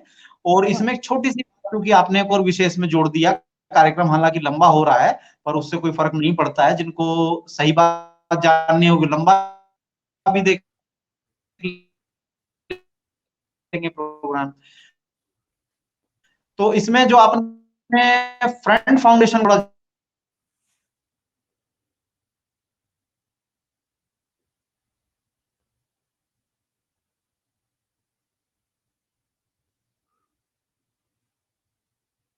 जी, स्वामी जी की आवाज़ फिर से रुक गई है, तब तक मैं जो बात मैं कह रही थी उसको मैं पूर्ण कर देती हूँ स्वामी जी आने तक। तो आचार्य विट्ठल जैन जी, मैंने जो है ये इस बारे में एक प्रत्यक्ष अप्रत्यक्ष रूप से ये बात की थी। प्रेमगीत को भी उस ग्रुप में जोड़ा था कि आप आओ और चर्चा करो, पहले जो लोग सवाल उठा रहे हैं उसके ऊपर ही चर्चा क्यों ना हो। लेकिन जी माँ, कोई भी जी माँ। प्रस्ताव तो किसी ने वो जी, स्वामी जी। जी मान, तो आपने जो एक विषय इसमें और अभी रखा, वो ओ एफ एफ की वो बात है। और उस जी, ओ एफ एफ से ये भी बात इसमें जुड़ गई, जो अभी हम आमंत्रित कर रहे थे आचार्य जी को, आचार्य विट्ठल जैन जी को। तो हम ये उनसे कहना चाहेंगे कि ओ एफ एफ का हिसाब भी वो लेते आए उस दिन, अगर हो सके तो। चूंकि ओ एफ एफ के अंदर आचार्य विट्ठल जैन जी भी ट्रस्टी थे, तो यानी कि इनके पास भी तो अकाउंट्स होंगे ना उसके, या उसके खर्चे का ब्यौरा होगा। तो अच्छा, बेसिकली आचार्य विट्ठल जैन जी की एक और विशेषता है कि ये एक इलीट वर्ग, जो एक नेक्सस है, हम उसको नेक्सस बोलते हैं। रजनीशी विचारधारा को भीतर से खराब करने की जिम्मेदारी है ओ आई एफ की। और जो बाहर से खराब करने की जिम्मेदारी, वो पूरा एक नेक्सस काम करता है, बहुत सुसंगठित रूप से वो काम करता है। वो एक दूसरे की सिफारिशें करेंगे, रिकमेंडेशन एक दूसरे को भेजेंगे, एक दूसरे के बचाव में हमेशा खड़े रहेंगे, एक दूसरे की गलतियों को बढ़ाते रहेंगे, उस पर पर्दा डालते रहेंगे। वो ये इनका 20-30 लोगों का एक है जमघट सा। तो कोई ज्यादा बात नहीं है। वो 20-30 तो एक एक करके अभी हम उनसे सबसे बात करने को राजी हैं। तो पहले विट्ठल जी से कर लेते हैं। विट्ठल जी थोड़े हिम्मतवार आदमी लगे हमको कि भाई वो आराम से आए और उन्होंने थोड़ा पुराने रेफरेंस की मतलब बातचीत की। 9 या 10 में जो अखबार चलता था उसको पढ़ के जो उन्हें याददाश्त रही, और निश्चित रूप से उनके रिकॉर्ड में वो अखबार होंगे हमारे, तो उसमें से पढ़ के वो बाकायदा तैयारी करके आए। और जो उनके पास ना हो वो हम उनको अवेलेबल करा देंगे चीजें, जिससे कि उनकी तैयारी बिल्कुल भी कम ना रहे। और एपिसोड 1 में पूरी बात नहीं हो पाएगी तो हम लोग 2-3 एपिसोड में करेंगे, लेकिन विठल जी तसल्ली से बात करेंगे। और आप बिल्कुल चिंता मत कीजिएगा, आप टारगेट में हमारे नहीं है, क्योंकि आप हमारे लेवल के आदमी नहीं हो, आप हमसे बहुत लेवल में दाएं बाएं हो। हमारे लेवल पे तो एजेंट है, हम उससे शास्त्रार्थ को करेंगे, टारगेट में वही है। आपसे तो केवल इसलिए बातचीत कर लेंगे चूंकि आपने एक खुले मंच पे आके विषय रखा और आज ये डोनेशन का विषय आया, इसलिए हमने आज आपको आमंत्रित किया। एक डेढ़ एक महीना हो गया जबकि आपको बात कही हुई। तो ऐसा इसमें है माँ जी। तो आपके माध्यम से हम युक्रांत की जो बात है कि क्रांति दोबारा पैदा हो, इन लोगों ने क्या किया है, क्रांति के सारे कोने दबा दिए हैं। क्रांति को ऐसा नष्ट करने का एक जाने और अनजाने षड्यंत्र है। कुछ लोग तो इसमें है जानबूझ के, जैसे स्वामी प्रेमगीत, वो जान के हैं क्रांति को खत्म करने वाले। जैसे एजेंट, ओआईएफ एजेंट कीर्ति, वो जानबूझ के इसको खत्म करने की योजनाएं बनाते हैं। लेकिन ये विठल जैसे लोग तो ये तो बेवजह की खुशामद के नाते जबरदस्ती मतलब इसको नष्ट करने में लगे हुए हैं। इनको तो पता ही नष्ट भी कर रहे हैं, ये इनको लगता है बढ़ा रहे हैं, लेकिन वास्तविकता ये है कि जब उसका एनालिसिस किया जाता है। भगवान श्री रजनीश बंबई में जब बिल्कुल संन्यास स्टार्ट हुआ था और बहुत थोड़े से लोग थे। आप सुन पा रही हैं मैम? जी, जी, आवाज़ आ आप रही है सुन पा आपकी, रही हैं? बिल्कुल आ रही है, बताइए। राइट। तो जी। जी, ये अ, यहाँ पे स्वामी जी वापस आने तक में एक थोड़ा-सा ये थोड़ा लंबा हो रहा है आज का रिकॉर्डिंग, लेकिन काफ़ी विषय ऐसा है कि इसकी वजह से काफ़ी मतभेद और मनभेद आजकल हो रहे हैं। तो मुझे लगता है अगर इसके ऊपर चर्चा थोड़ी लंबी भी हो जाए तो कोई दिक्कत नहीं है, अगर इसमें से कोई कम्युनिकेशन गैप क्लोज़ हो सकते हैं। क्योंकि यहाँ पे लोगों के मनों में जो अभी कल ही मैंने एक कहीं देखा भी कि ये कहीं मतभेद मनभेद ना बन जाए, इसका डर जो अभी संन्यास जगत में आके खड़ा है, तो इसे कवर करने के लिए अगर ये थोड़ा-सा कम्युनिकेशन लंबा भी हो जाए तो कोई चर्चा में ये बात वो बिल्कुल जायज़ है। जी, स्वामी जी, जी, हम तो ये ये मतभेद मनभेद ना बन जाए, इसीलिए हम जी इस बिल्कुल। चर्चा को जी, हम ये कर रहे हैं यहाँ पे कि ये छोटी-छोटी बातें हैं मतलब कि किसने कितना दान दिया, लेकिन तो क्या जब वो हम जी, ये एक बात कह रहे थे, तो हमारा नेटवर्क जाने से पहले पूरा करते हैं हम बात को। जी, तो कि भाई जब थोड़े से लोग थे बंबई में, तो भगवान श्री रजनीश ने सबको इकट्ठा करके उनसे सहयोग लेकर वुडलैंड अपार्टमेंट का वो जगह लिया। और उसके बाद हजारों लोग रजनीशी बंबई में मौजूद है। तो उसके बावजूद जो है उस 3 कमरे के हमारे, जहां उपनिषद, भगवान ने वहां बैठ के उपनिषदों को बोला है। भगवान वहां बैठ के ना जाने क्या क्या मूवमेंट उन्होंने वहां से स्टार्ट किए। और खुद भगवान वो जब अपने अपने संबोधन में प्राप्त करते हैं तो वो गोल्डन अपार्टमेंट में बैठ के किया उन्होंने। और द बुक ऑफ सीक्रेट, जो कि 100 ही लोगों के बीच में बैठ के बोला गया था, चूंकि वहां बैठने की जगह कम थी। तो स्टडी सर्किल के माध्यम से जो लोग उनके जुड़े हुए थे, उन्हीं लोगों को परमिट किया गया, पूरा गिनती के लोगों को उनके सामने बैठ के वो भी बोला गया। और कीर्तन मंडलियां वहीं से निकाली गई और वहां से ना जाने क्या क्या हमारे काम हुए। यानी कि उसको एक स्मृति बचाने के लिहाज से उसको लिया जा सकता था, जब हजारों हजार लोग आपके शिविरों में आके चले गए। और बंबई में वो रहने वाले हैं, और बंबई बिल्कुल, पैसों का, तो उस पैसों के शहर में उस जगह को ये आज तक नहीं ले पाए। यानी कि प्रयास, ये लोग काम को नष्ट करने वाले हैं। लेकिन ओआईएफ ने कहा कि बच्चों सारे यहाँ के शोर मचाओ मेरे गेट के बाहर। तो सारे गेट के बाहर शोर मचाने चले गए, जबकि भगवान का काम पूरी दुनिया में, गुजरात में, महाराष्ट्र में, मध्य प्रदेश में, और ना जाने भारत के किन किन हिस्सों में, मनाली में, और रजनीशपुरम तो खैर बहुत बड़ी घटना है, विदेश में भी। और भगवान ने विदेश में भी कई जगह यात्राएं की हैं, ना जाने कहां कहां भगवान की एनर्जी मौजूद है। तो उस सब पे ये लोग काम ना करके सारे बच्चे ताली बजाने, शोर मचाने के लिए केवल एक गेट पे जाके इकट्ठा हो गए। कैसे? कि ओआईएफ के एक इशारे पे। तो ये लोग अनजाने में नुकसान कर रहे हैं भगवान श्री रजनीश की विचारधारा का। और अपने अपने इलाके में, क्षेत्र में जो काम इनको करना चाहिए वो ना करके ओआईएफ के ये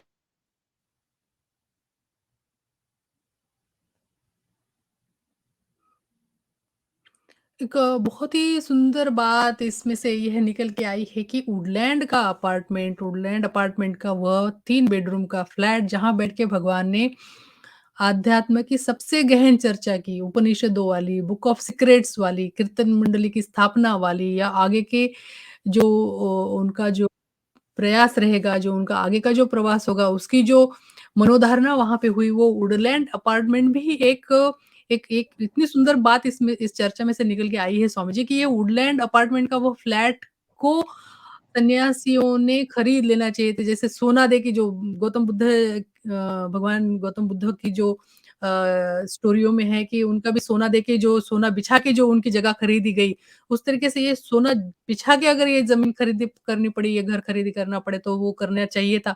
तो उस तरह की वो उनकी जगहों को संरक्षित करने की जो भावना है, उसकी किसी ने पहल नहीं की या उस तरफ उस सोच की तरफ जाने की उनको ऊर्जा देने के लिए समय ही नहीं था या उनका ध्यान उधर जाने ही नहीं दिया गया।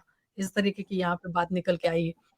जी, जी, जी। ये सब बेसिकली ओआईएफ की ट्रेनिंग के निकले हुए लोग हैं। तो इनको जो है शराब पीने के बारे में पता है, इनको स्त्रियाँ नई-नई ढूँढने के बारे में पता है। ये उसके अलावा बाकी चीज़ें कैसे हो सकती हैं, उस सब पे ना तो इनकी एनर्जी लगती है। ये शिविर भी इसलिए लगाते हैं जिससे कि एनर्जी नई होती रहे, मतलब नई स्त्रियाँ आती रहें संपर्क में आपके। केवल ये उद्देश्य इनका है। जबकि ध्यान की अगर हम बात करें, तो ध्यान तो भैया हर आदमी अपने घर में जाके बैठ के कर सकता है, तो इतने शिविरों की जरूरत ही क्या है? भाई आप घर घर जाइए, ध्यान सिखाइए, वहां पे रहिए, लेकिन वो नाच गाने का जो एक माहौल होता है, जो क्लब कल्चर पैदा करना पड़ता है, जिससे वो नई बच्चियां थोड़ी मोटिवेट होके और अचानक से आपके चरणों में गिर जाती हैं, अचानक से आपके गाल वाल चूमने लग जाती हैं। ये लोग उस योजना में लगे रहते हैं। आचार्य विट्ठल जैन जी भी उस सारे काम में पिछले 30-40 साल से लगे हुए हैं, बहुत शिद्दत के साथ में लगे हुए हैं। और ये हम बहुत प्यार से, बहुत शांति से बात कह रहे हैं, बहुत जिम्मेदारी से कह रहे हैं। ये कोई खराब बात नहीं है और इसको वो मान लेंगे। और बंबई में जाके ढूंढिए कि इसके मतलब बहुत सारे लोग गवाह आपको मिल जाएंगे चारों तरफ। खैर, अभी का विषय ये था कि ये जो डोनेशन का इशू है, ये पूरा खुल के डिस्कस होना चाहिए और इस डोनेशन के महत्व को हम लोगों को आगे बढ़ाना होगा और अपने अपने कामों की, अपने अपने क्षेत्रों में जिम्मेदारी लेनी होगी। आचार्य विट्ठल जैन जी, आप बंबई की जिम्मेदारी कम से कम वुडलैंड अपार्टमेंट की अपने जीवन के रहते रहते अगर पूरी कर जाएंगे, तो जितने आपने पाप कर्म किए हैं, वो आपके आपके जो पाप उदय हो गए हैं, ये हमारे माध्यम से ये सब शांत हो सकते हैं। भगवान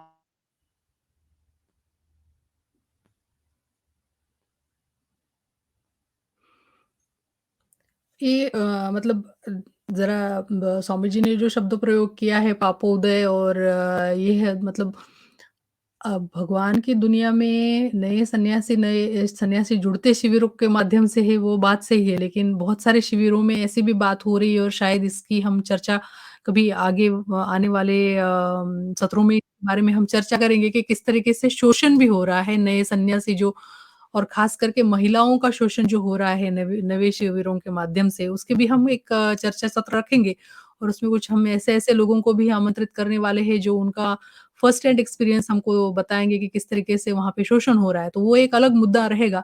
लेकिन जो शब्द यहाँ पे वित्तीचार स्वामी जी आपने यूज़ किया ना पापोदय, तो वो शायद जाने-अनजाने में भी मतलब किए गए कृत्य है। और लेकिन इसमें से लेने वाला पॉइंट ये बहुत सुंदर निकल के आया है कि जो मुंबई के जो सन्यासी है, वो जो सशक्त है।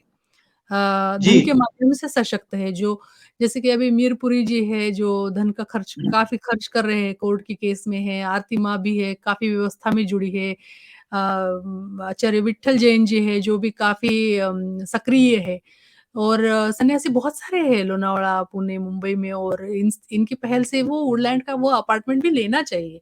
ये बहुत सुंदर बात कही जी, है, जैसे गाडरवाड़ा का तो संरक्षित कर लिया अपने निंबू स्वामी ने। क्या नाम हम उनको जी। हम ये मतलब आज का जो फोकस है वो आचार्य विट्ठल जैन जी पे इसलिए करना चाह रहे हैं ताकि उनकी थोड़ी जिम्मेदारी की बात पता चल सके। वो थोड़ी तैयारी करके आएंगे ना, बात अच्छी आके बात बताएंगे निकल के कि आई क्या है। क्या क्या ज़रूर, मतलब स्थितियां हैं। बाकी जो लोग हैं, बाकी लोग तो पूना की 10,000 करोड़ की संपत्ति में हिस्सा लेने जा ही रहे हैं। भाई वो लोग जाते रहे। स्वामी आचार्य विट्ठल जैन जी जो हैं, वो बंबई के अपने आप को ये कहते हैं कि भगवान का काम मैं सबसे लंबे समय से कर रहा हूं, निरंतर कर रहा हूं। बहुत अच्छी बात है, कर रहे हैं आप। लेकिन जो आप कर रहे हैं वो तो अगर आपकी आज आंखें मिच जाएं तो वो खत्म हो जाएगा आज ही काम। क्योंकि सब कुछ जीरो हो जाएगा, रुक जाएगा। यानी कि एक तो कोई काम ऐसा कर जाइए कि आपके जाने के बाद हम जैसे लोग भी कह सकें कि भाई आचार्य जी ने जाते जाते एक काम तो बढ़िया कर दिया, बाकी का तो हमको पता नहीं, लेकिन एक काम से ही आप तर सकते हैं। तो ये जो आपके पाप कर्म उदय हो रहे हैं बुढ़ापे में, तो ये थोड़े पुण्य कर्म आपके जो है ना बैलेंस हो जाएंगे। और आप तो बेहतर जानते हैं पाप उदय होना, पुण्य उदय होना, चूंकि आप जैन शास्त्रों को पढ़े हुए आदमी हैं। और मां इसी के साथ हम आपसे ये निवेदन करना चाहेंगे कि अगला एपिसोड हम लोग रखें ट्रांसपेरेंसी के विषय पे। बेसिकली ये सारी जो गड़बड़ हमको नजर आती है, ये नॉन ट्रांसपेरेंट एक सिस्टम पूरा का पूरा ऐसा बना हुआ है। सब लोग एक दूसरे के झूठ को, एक दूसरे की मक्कारियों को छुपाने में लगे रहते हैं, और सच्चाइयों को और अच्छाइयों को सबको मतलब दबाने में लगे रहते हैं। तो इसकी वजह से सब कुछ हो रहा है। तो ट्रांसपेरेंसी अगर रजनीश में होगी, भगवान रजनीश के लोगों में होगी, तो बात कुछ और हो जाएगी। तो ऐसा है। तो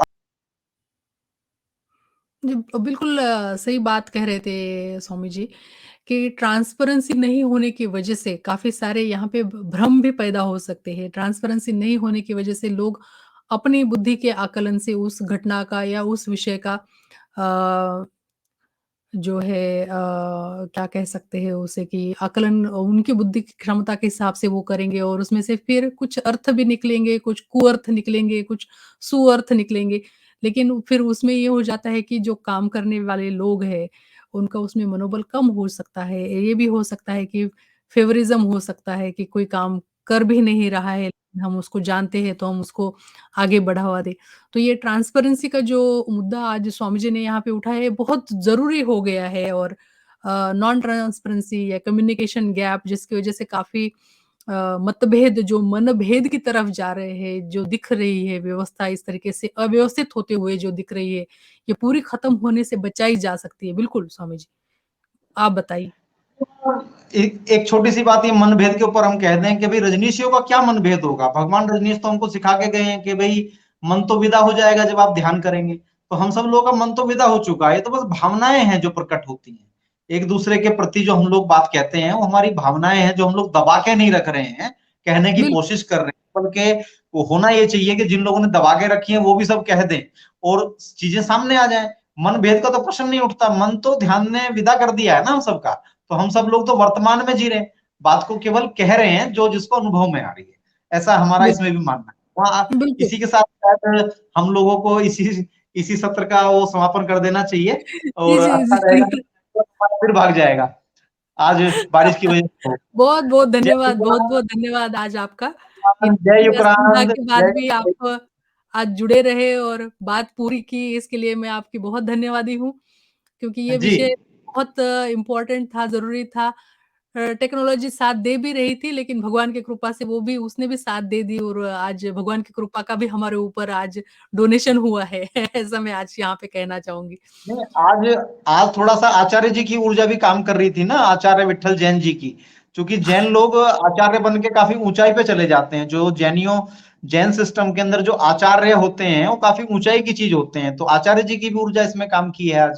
तो हमको आशीर्वाद उनके बने रहे। और आचार्य जी सभी अपने मिलने वालों से, जो हमारे भी मिलने वाले हो, उनसे मिलके केवल 5 लोगों के साथ हम आपको आमंत्रित कर रहे हैं। ठीक है, पूरी तैयारी के साथ आप लोग आइए और हम उस तैयारी में भी आपका सहयोग करने को तैयार हैं। बीएसआर मीडिया पे आपका स्वागत राघव जी की तरफ से हम ही यहाँ पे कर रहे हैं। जय भगवान, जय युक्रांत, जय भगवान, जय युक्रांत। जय भगवान, जय युगरान। धन्यवाद।